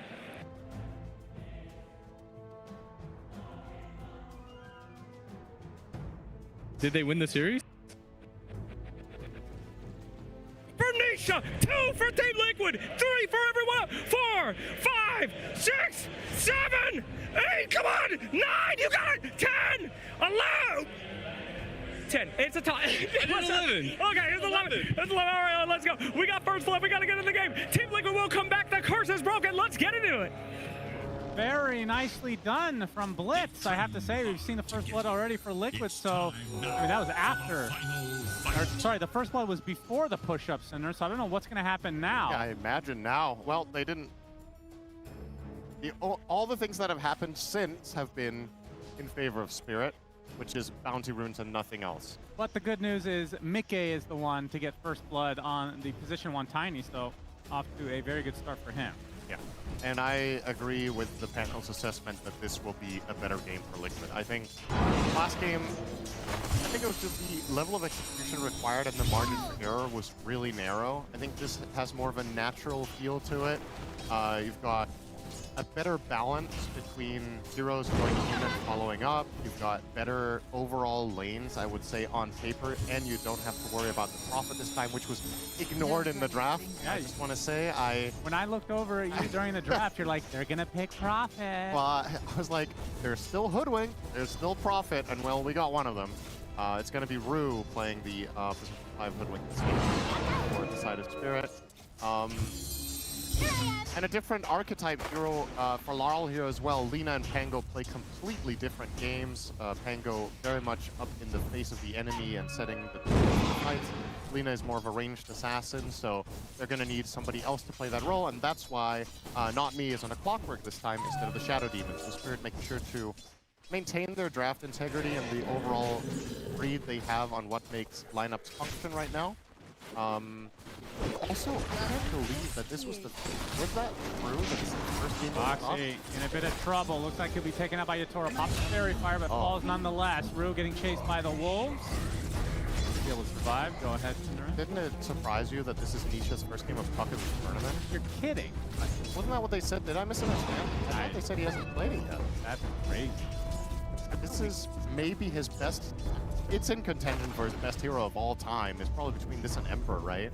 I think it's still Puck. And yeah, sure, the hero is not quite where it used to be right now. I think it's not as good, but it's a really good Puck game. Winner was harping on this quite a bit, that Spirit have no way of killing this hero. Yeah. So if Nisha gets off to a good start and this game goes into the favor of Liquid in the mid game, I think the Puck plus Lycan is just going to run down the supports super easily in the fights, and eventually Lycan will lead to making Tiny an absolute monster with the Ags. So I'm pretty hopeful for Liquid here. For the side of Spirit, though, like T-Gov was pointing out, perhaps the idea with the Terrorblade pick is twofold. Obviously, you're going against Light. Also, maybe you just play the map differently. You just constantly split pushing waves with yourself, with rockets, with Lina just killing them from the tree line, with Hoodwink, and perhaps this whole Puck play together with Lycan doesn't really come to be all that often. The crowd was actually really excited to see Terrorblade pick. I think they love Yatoro Terrorblade. They just love Yatoro. It's a classic. He'll pick whatever. But yeah, this is one of his strong. I mean, I don't even know what I would consider his strongest heroes. The Bushwhack is going to find his target onto Ace. Slowed up. Metamorphosis. It's enough. Yatoro's on the board now. Well, he already was, apparently. This is his second kill. A very good start for the Terrorblade.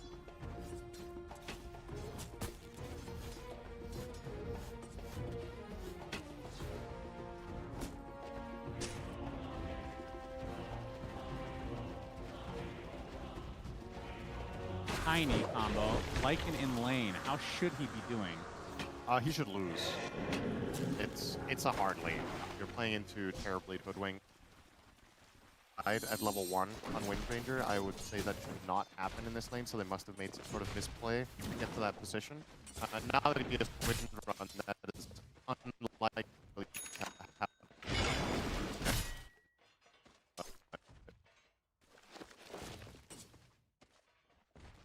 Damage down to Foxy again here by Rue, really pressuring him up. So then,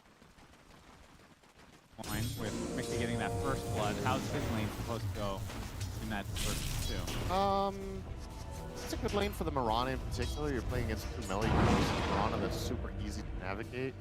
Tiny with first blood advantage. I still think they will struggle to really box out the Centaur. I think he's still going to get a good amount here. Tiny doesn't have high enough consistent damage in the laning phase to really get through a Helm of Iron Will Centaur, which Collapse has now picked up.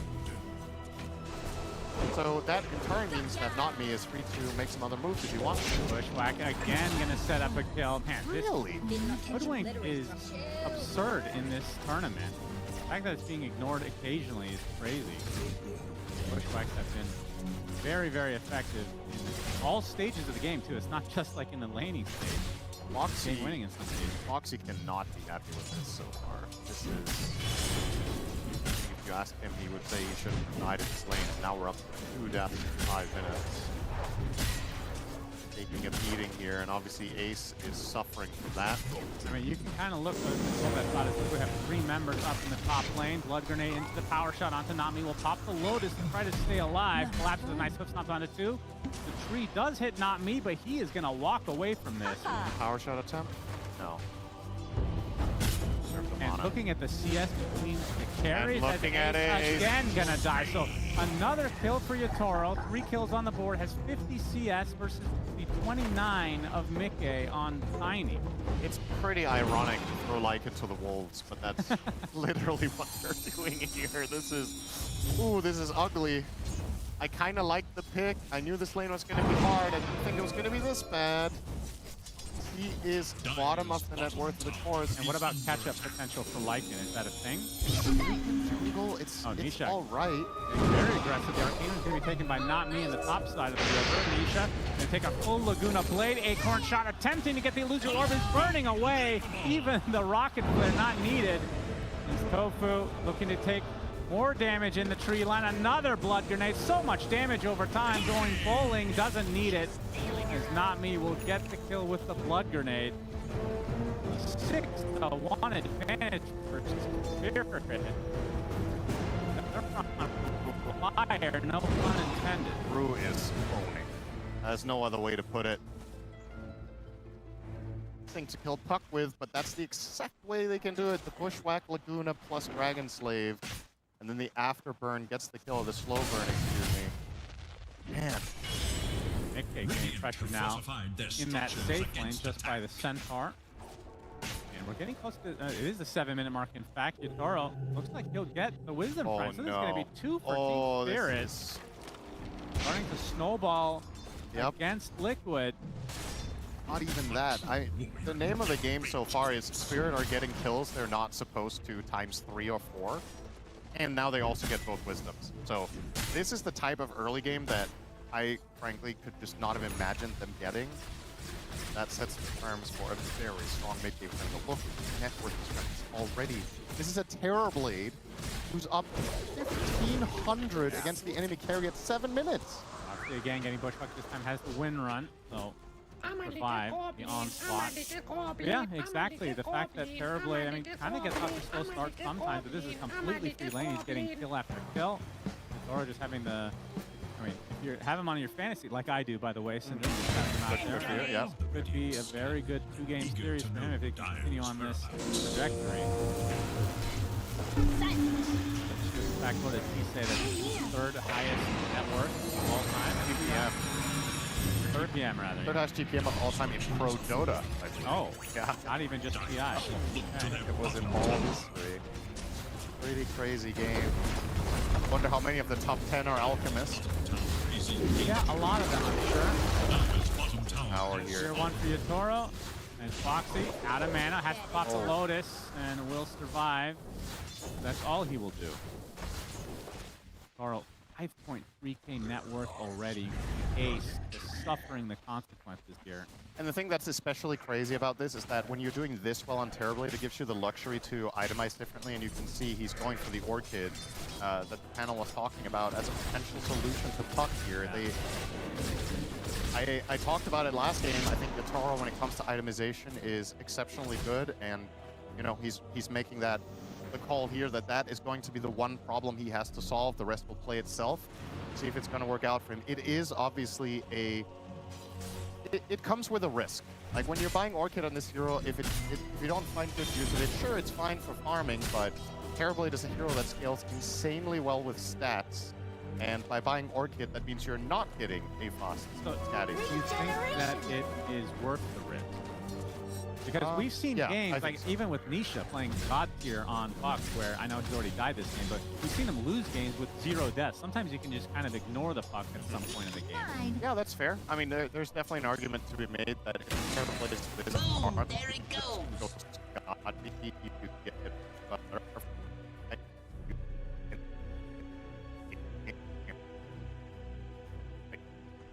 That is, but I would agree that was a potential angle here when you're doing it this well. Might have been able to pull it off this time, but we'll see. He also hasn't bought any of the components yet. It's currently on the idea state. He's also in the mid lane. Nice pushback. Somehow hit. How is that in range?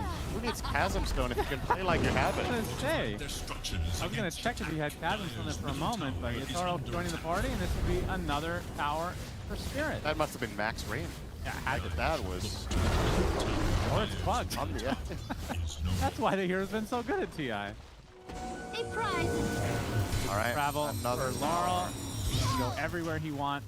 So with that in mind, it does complete Coil. the coil now. Power shot. This will be a support for Liquid. Anything on the board at this stage is something that you just have to take advantage of while you can. It's going to get worse if you don't pull things back here, but from Puck's perspective, what itemization would you prefer him to go if the Orchid comes out? Like Yules, you have to go BKB in this game. Could be on Puck real bad. It feels like Yules is quite reliable, no? There's no immediate follow-up out of the Yules that's going to ruin him. Sets up LSA. You should be able to phase, right, every time. So I think Yules is fine. The times when it's dangerous is if the enemy has something that like disrupts mechanics. Laurel. Okay. Making a little bit of damage from Boxy. Wishwhack misses this time from Rue. Force the numbers out. We'll take the Laguna Blade. Eventually they will find really nice spell casting. Just beautiful.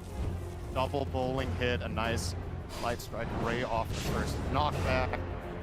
Spirit are in form. This is really, really solid from them. I mean, that's usually the case when they go to the lower bracket, right? Yeah. Maybe the secret to beating Spirit is not letting them lose That's right. upper bracket, so they can't learn anything. And then you beat them in the grand final. Yeah, that sounds like a great strategy. Ace just trying his best to get back into this game, but it's going to be a struggle for a while. Has the helm now, of course. And how fast do you go Ags? I mean, I feel like after the helm, he is going to upgrade the helm. Yeah. Might buy Ag's second item, though. I was going to say, like, just the game to go second item Ag. AC is definitely good to have for Tiny in the team, but I don't know. The thing about this that's tricky for me is that I don't genuinely know how good the Ags feels when you get it for Tiny at, let's say, 30 minutes versus when you're 5 to 6. Scanning for enemies. Because it depends. You're sending 4,200 gold into another hero. So with AC, you're boosting both of you, and with Ags, you're boosting only him. So he needs to be confident that by turning Tiny into a wolf, he can take the Blade. I don't know if he can. We're gonna find initiation onto Boxy again. In the thick of all of these kills for Spirit lately. Boxy going 5. 13 minutes, having a really rough day in this game. Spirit will group up, take another tier 1, so we'll have the set. Toro didn't even have to come for this. He is just completely free farming. Has the Manta, gonna go for the shard, get that Demon Zeal, and then if he stays true, will be the Orchid. I love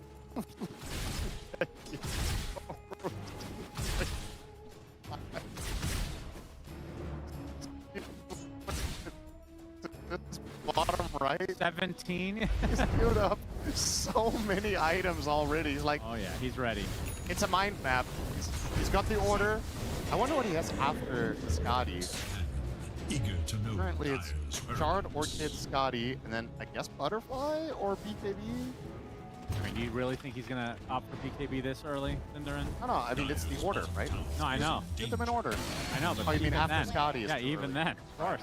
When you're up by this much, maybe. absolutely. It has to be annoying for him to redo his order, right? He has to put in... The win run. Joins the party this time. Ace aiming his Lycan for Nisha, gets off the coil onto 1. It is a very important one. First shot coming out, but it's not enough. The Stampede too late. Nisha gets the kill onto Lara, looking for the hooks on Nisha. In the tree line, gets stunned up. Do they have the damage? Do they have the control? It doesn't look like it. In the distance, as Boxy getting bounced around by these cogs just all over the place. Another beautiful bushwhack onto 2. Finally, Boxy will take a tumble, and now Tofu taking the right-click damage. So Avalanche coming out from Mickey with the toss to follow, but the hook top is there, and now Mickey all alone, and Yatoro and company should be able to finish him off as these cogs just continue to rain upon Liquid. The bowling is out of control right now for Not Me. And they get the rocket flare kill on top of that route, trying to survive. Nisha going for the last right click. It's not enough, though. In fact, it is. It is.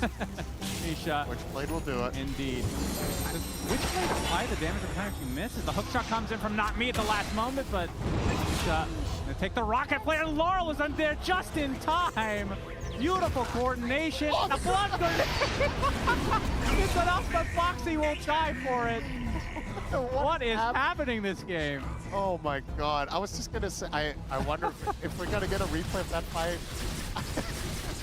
Mickey just said, Boxy, you're not surviving a single fight in this game. You just tossed the Wind Ranger into the fight. Like, what is happening? Just literally completely sacrificed his teammate for seemingly no benefit. I don't think there was any shackle shot follow-up. There's just nothing. Comes back alive, finds a blood grenade too, and well, Death practices and Boxy dying in every possible engagement. So he will take another tumble, 1-7 now. Crazy fight, and worth keeping in mind that Liquid did manage to kill Laurel to start. So with him off the board, you would have thought Liquid could maybe get a better total exchange in that, but that would have took to finish off the Terrorblade afterwards. Now Collapse getting backstabbed by a pack of wolves. Indeed, they get the Avalanche to start things out. Arrows coming, clean kill on the Collapse. Yatoro TP is in very deep. The tier 1 is actually dead. They're going to try to chase him out. Other reinforcements on the way. I believe Laurel is coming. Yatoro at half HP. He's trying to get the connection, get the coil onto 2. I think they're going to try to snap it. The silence comes out. Yatoro grabs it after the fact. And Avalanche and killed off. Big mistake from Spirit. They will trickle back to base. That was a very, very rare mistake for Yatoro. Liquid really needed this to happen. Yes, indeed. That is going to stabilize things in a big way. They killed 2 cores and a tower and lose absolutely nobody. And as you pointed out, it was Yatoro's choice. He could have canceled that TP. The Centaur was already dead. And he broke the coil like just as it was about to expire. Very, very close call. If he waited just half a second more, he might have been able to walk it off. Yeah, possibly. Liquid given a gift to come back in this game because it was spiraling. Toro obviously still with a pretty big net worth advantage. Just sets him back a little bit. Radiant's bottom tower is under attack. Shadow Blade there from McCain. Gonna get Ace his shard now. So upgrades the wolves. It summons 3 wolves and they get the hightail ability. This is a major upgrade and a major issue for support to deal with. But obviously, in general, more scouting power, more pushing power, better utility. Really feels good shard to get. Radiant should Now back to let's their see what he bottom queues up tower. next. I think this is what's going to be telling. I think it's going to be AC, but X is definitely a possibility. Clock is annoyed. Has the hook shot. And then the bushwhack being used. The bot tower is gone as well. Farvon the Dreamer gets the kill on the tier 1. Looks like he'll continue to dream. Stays alive, just barely. Goes Farvon. I can't remember where that's from. Artifact. Where else would it be from? That's right. On the hunt for Radiant forces. Yeah, that is the same model. Rollins. It's not as recognizable because it's a green card. Yeah. He's purple in this game. Great trivia for you guys out there. Good work. Laurel about 600 from his Aghanim Scepter. Liquid definitely have stabilized now. But again, like in terms of pace, which team is going to be happier with the progression? All right. If you asked Spirit's coach before this game if he would be happy with a 2K lead at 20 minutes, I think he would say yes. But with the first 10 minutes, he would say no.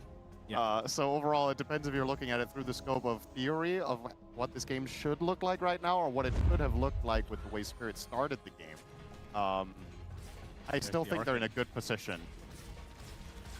This is the Orchid reveal. Unfortunately for Spirit, you can see Nisha on the opposite side of the map right now. Very far away. But any kill's a good kill. Has screwed up the AC. Scanning for enemies. Dire's middle tower Any ag is hopes under for the attack. fans out there just see Tiny turn into a wolf. My favorite Delayed. memories of TI. Delayed massively. Scanning for enemies. Well, Ace might be the recipient of this gank, although I believe Mickey is going through the gate. Oh, he's trying to solo the floor. Okay, he's doing it quite nicely, I have to say. Got it. Indeed. That's a nice steal as Boxy gets killed for well, now he's blocking the path though. With the cogs, gets off the hook shot. Oh, unfortunate, and not me gonna get chased down in all likelihood. Not that many reinforcements. I did that, but kind of close by. Not sure if he wants to fight though. Yeah, they get that kill. Laguna Blade finding a target. Like Tofu will take it almost with 1-for-1 for support. Spirit now on the run. Who would get silenced as Orchid revealed, but the Yules comes out. He realized that was in his inventory already. Jackal coming out as well. Really low as Rue gets bursted down. Toro run out of resources here pretty soon as Nisha going to be A-okay. Did he get that like roughly the same time the Orchid came out? Yeah, I think so. There's barely been any opportunities. It's funny, Moxie finds a second and Shackle immediately. Okay, he's out of mana. Orchid on him. They have the vision. Stuck around too long. That's a big kill for Spirit. Yeah. Just about to say, a great sequence for Liquid getting the Tormentor into 2 kills. But with the Tiny as a collateral damage on the way out, I feel all that bad for Spirit anymore.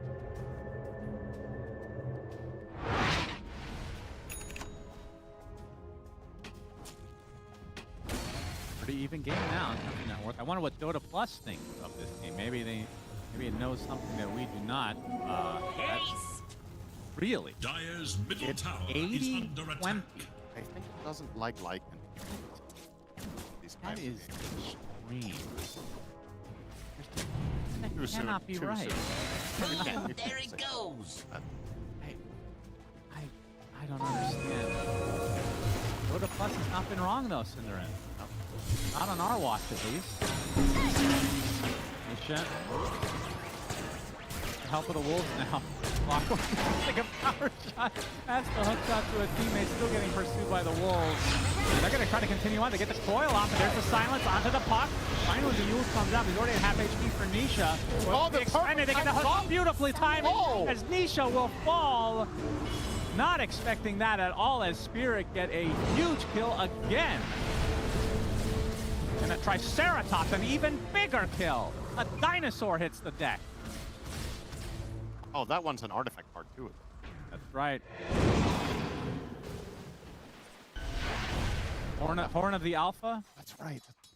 Well, technically, they come out with one of the elements, not the actual card art. True. The Thunderhide pack is the... God, I'm a freaking nerd. That is really impressive.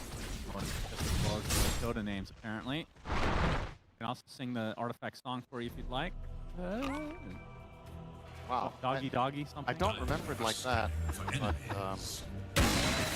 something Doggy I'm Doggy. about to say they've remastered it. I guess. I don't know if you would call that a remaster. That's the new age version. Laurel. This is the beauty of having these wolves, though, is all the vision. It's almost like having a pseudo bounty hunter in your game. Yeah.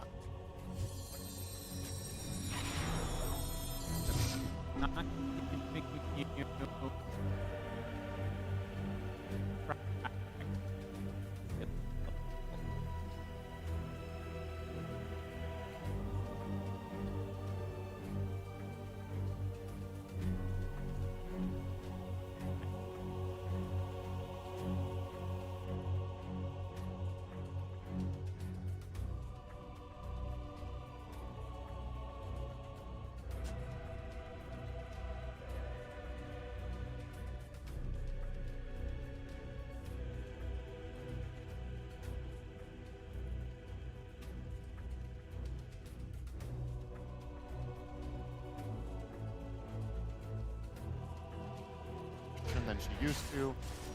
Hoodwink is a late game powerhouse too.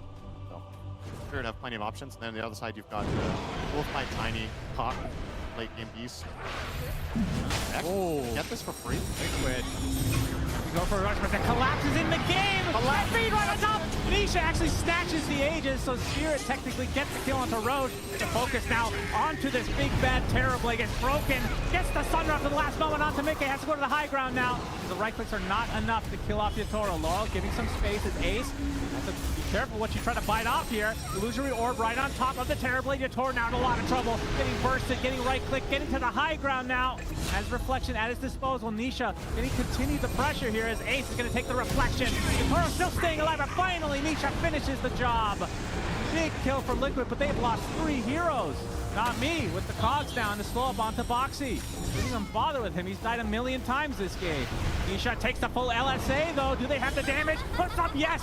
The Aegis is down already. Liquid likely break things up, I would assume, as Nisha might be able to get a kill on the way out. That's just bring keep Clockwork alive a little bit longer. Nisha taking out Laguna Blade. Gets off the phase shift. LSA's gonna miss, but Nisha gets hooked up on the other side. They collapse out, find the kill again onto Nisha. Then they could not kill this puck. He has 4 deaths in this game. Spirit are clutching up so hard. I cannot believe how long Yatoro lived. Yeah. I mean, the whole thing is starting with Collapse going for the Aegis. Imagine if he steals the Aegis too. Yeah. Like, at the very least for Liquid, he only got the Roche kill.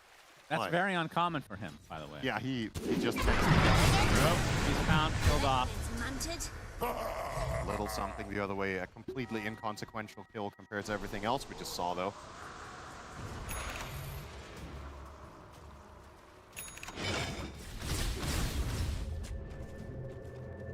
It's so important in this situation.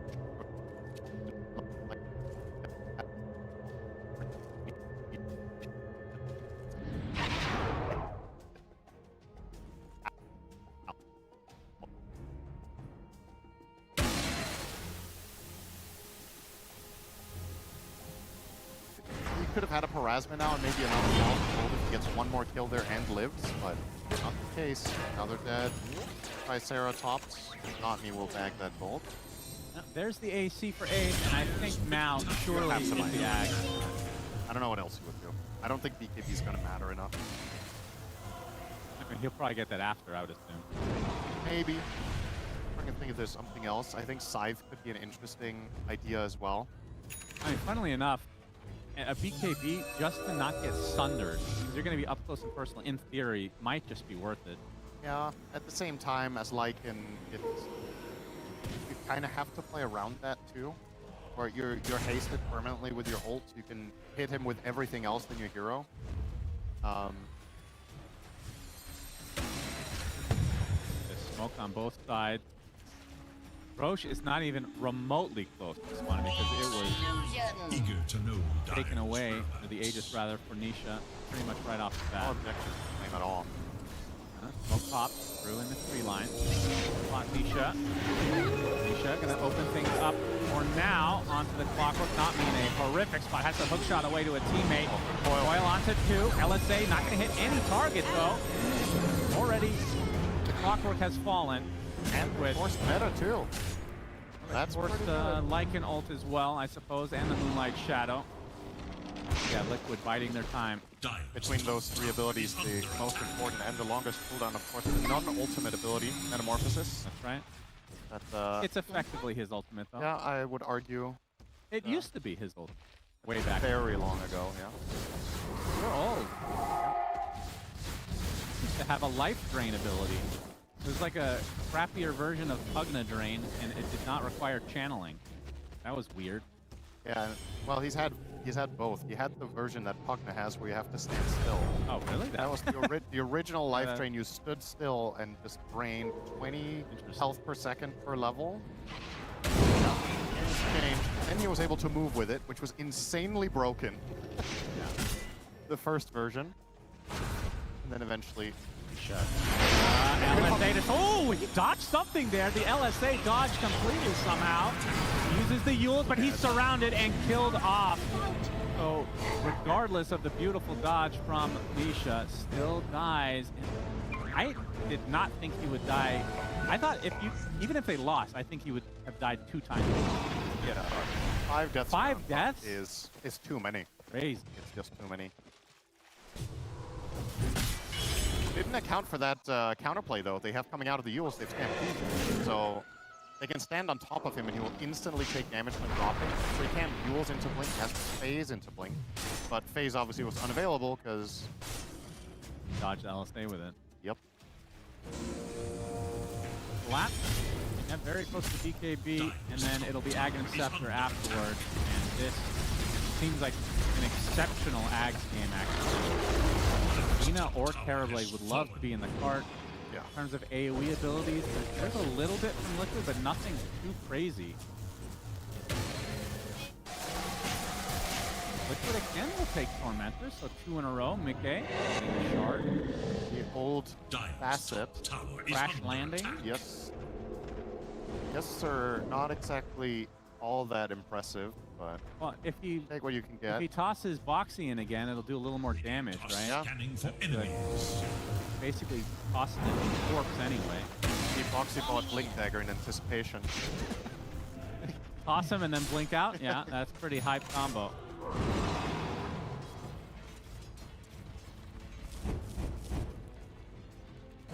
Let's look at Laurel's inventory. Going for a Shiva's right now. Has the Arcane Rune bottle. Recognizing that this game has overwhelming physical damage.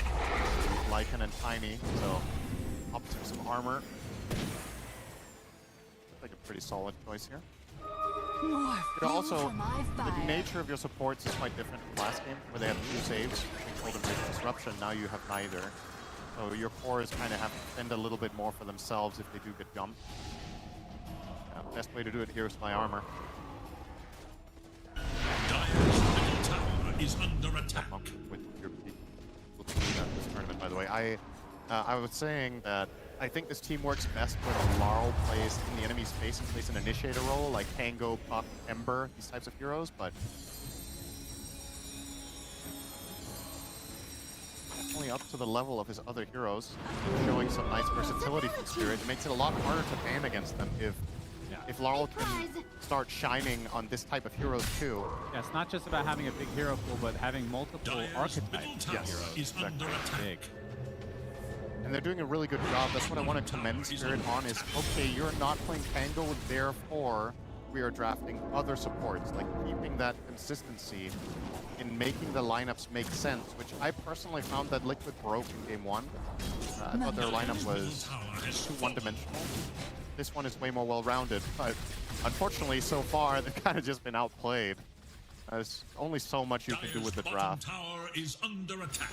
And something we have not mentioned yet, but Yatoro, as a Shadow Blade, of course, and when he gets this silver edge against both Lycan and Winra, I mean, they cannot run away from you anymore.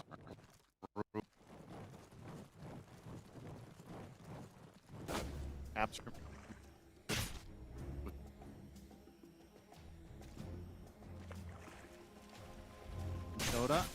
Yep. Not so new, actually. What was that? TI-10?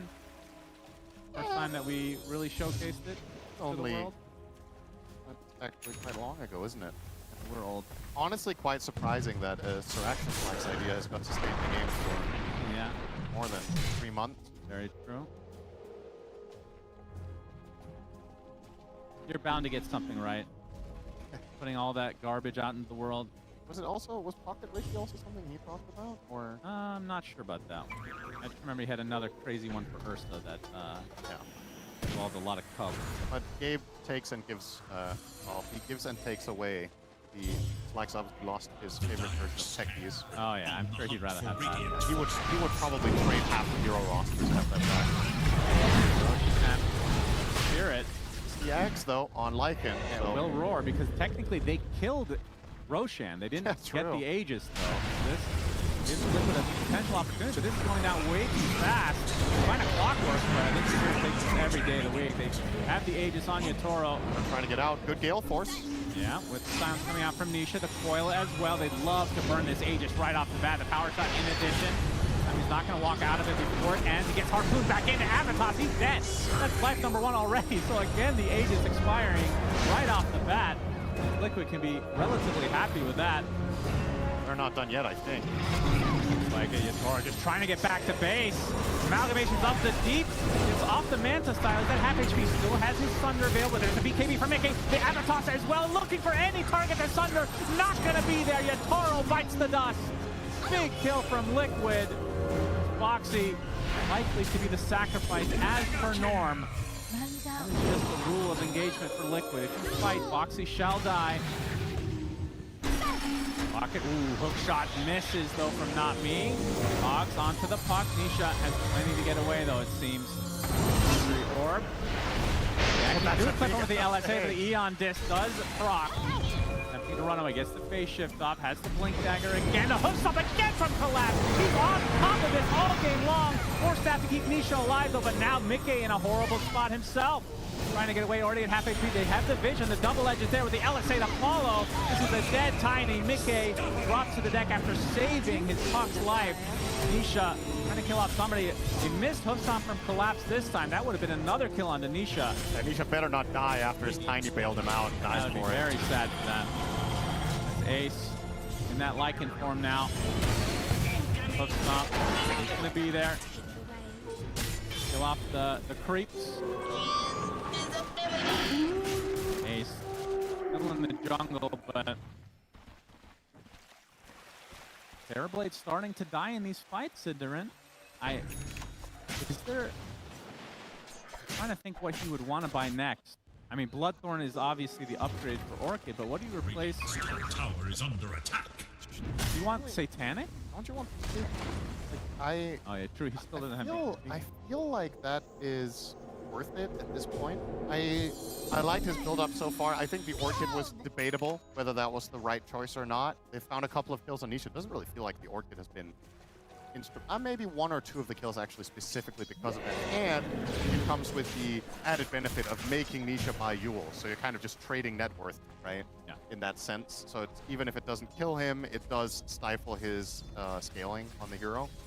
But yeah, I would personally think KB would be nice to grab here. If he had better defensive supports, I think you could play without it entirely. But he is indeed eyeing up the Bloodthorn plus. Is that Satanic? It must be Satanic. It feels like he needs lifesteal bad.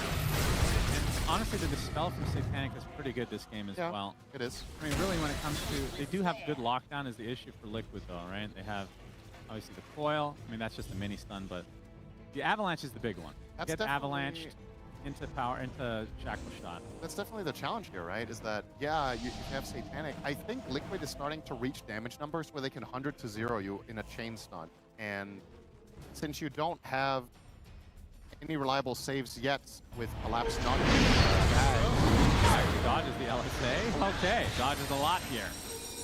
We're done. Yeah, only time will tell Maybe they're just. I guess he's disappointing.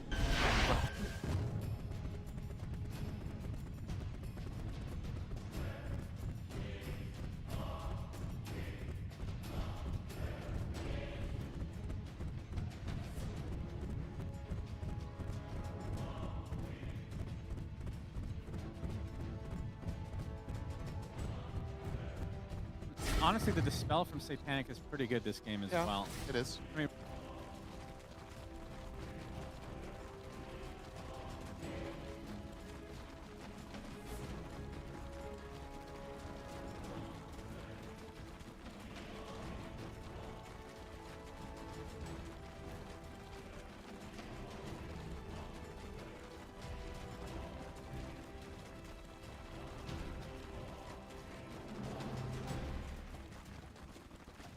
from Yatoro, these tier 3s are melting now.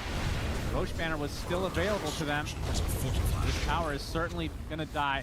Fortification comes out, and they do aggro the creeps. Yeah, they're going to give them this set. I think it's weak. Buyback talk here. Hookshot not done. They want to go for some kills now. Going to try to force the buyback from Nisha. Getting really low.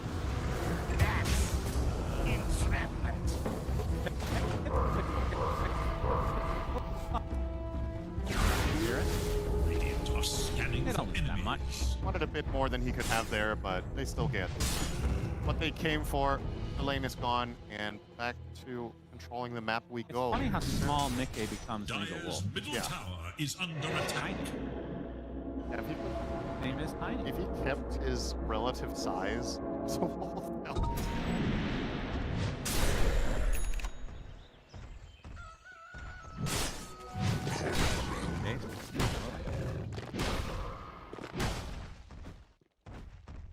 Oh, you threw MKB from Mickey. Very cool. Not a common pickup on Tiny, but feels necessary. They know that if they want to win this game, they have to be able to kill Yatoro, because what is inevitably going to happen is Spirit will look for the next Roche, and if Terrorblade has that near its high ground, you have to somehow find a way of killing him twice, or you're losing the entire base. So, not really many great itemization options aside from this. And Yatoro is officially 6-slotted. So I would assume a consumed Ags would be next for him to get the gear. Extra uptime on Metamorphosis as well. Just a feels good Ag, but typically is reserved as a luxury for the hero. I assume on 25 he takes the meta talent. Then again, you usually do have Link with that build, right? Yeah, he can get it later. Replace what with it? Swap it in, I guess. Classic late game Kara conundrum. Like, which of my... I have one of everything. Which shall I choose? You could...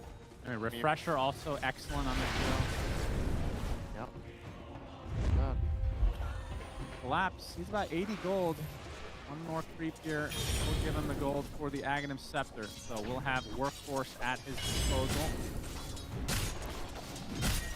Of course, Collapse, I want to call him the original pro player to go for this Aghanim Scepter way back in the day when this was first introduced. When it was actually quite bad. Yeah. He would still buy it, and that's why I respect him. The only reason I respect him is they find the connection onto Mickey. The LSA with the Laguna gets off the BKB with a harpoon. Do they have the vision to chase this? Collapse coming in with the Stampede and the BKB as well. Nisha has the coil at his disposal. The Hookstock finds them. Collapse gets the kill, and that is a huge one because Mickey does not have buyback. Do they have the connection now onto the puck? Beyondis does proc. This time he does get the blink off, getting the Waning Rift as well. Nisha has died so many times this game, but it seems that he will survive this time. But I don't know if their buildings will survive Cinder without their Tiny for a full minute plus. Lina even has an damage room, but she's also getting like a drop. This is stupid fast punching. It's going to be second set, and I don't see why they stop. Immediately. They're going for Tormentor while this is all happening. Kofu has his shard. Inconsequential at this point. Good fantasy points there. Yeah, that's right. As they're going to get the full megas. So Spirit in complete control of this game to end this series. Do they try to finish it right here, right now? Why not? 40 seconds still for the Tiny. And look at these buildings absolutely melt. Tier 4 down. Second one will wipe the dust as well. And Liquid gonna have to try to fight this out without their Tiny, but Yator just focusing on the barracks, already at half HP on the Ancient. No reason to switch targets. They're gonna try to burst him down. The card is coming. Doesn't have to be KB, but he didn't find the card. Now they destroy the Mirana, they destroy the Ancient, and Spirit will move on in the international lower bracket. Liquid eliminated. Man, they look scary today, honestly. Yeah, they're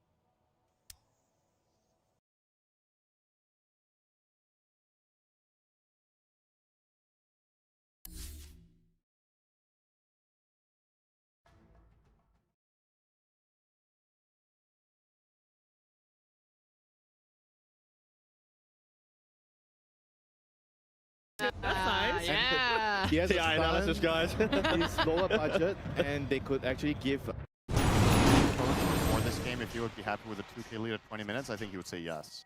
But with the first 10 minutes, he would say no. Yeah. So overall, it depends if you're looking at it through the scope of theory of what this game should look like right now, or what it could have looked like with the way Spirit started the game. I still think they're in a good position. This is the Orchid reveal. Unfortunately for Spirit, you can see Nisha on the opposite side of the map right now. Very far away. But any kills are good.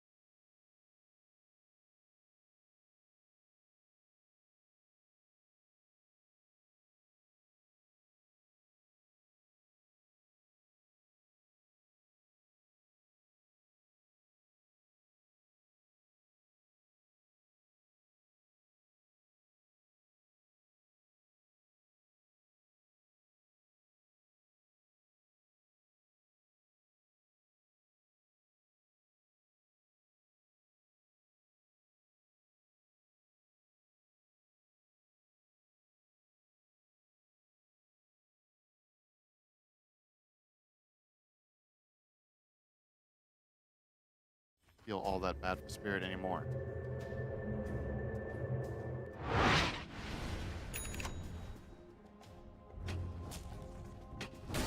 Pretty even game now. I wonder what Dota Plus thinks of this game. Maybe it knows something that we do not. That's really. Dire's middle tower is 80-20. under attack. I think it doesn't like Lycan. That is extreme. Too That soon, cannot be too right. soon.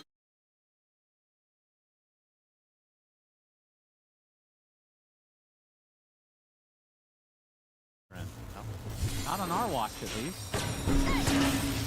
Nisha. The help of the Wolves now. Flocko take a power shot. That's the hook shot to a teammate, still getting pursued by the Wolves. They're going to try to continue on to get the coil off, but there's the silence onto the puck. Finally, the Yule comes out. He's already at half HP for Nisha. Oh, the extended. They get the hook off beautifully timed as Nisha will fall. Not expecting that at all as Spirit get a huge kill again. And a Triceratops, an even bigger kill. A dinosaur hits the deck. Oh, that one's an artifact part too. That's right. Horn of the Alpha? That's right. Well, technically they come out with Horn of the Alpha. It's not the actual card art. True. The Thunderhide pack is the... God, I'm a freaking nerd. That is really impressive. Oh, it's just as well as good.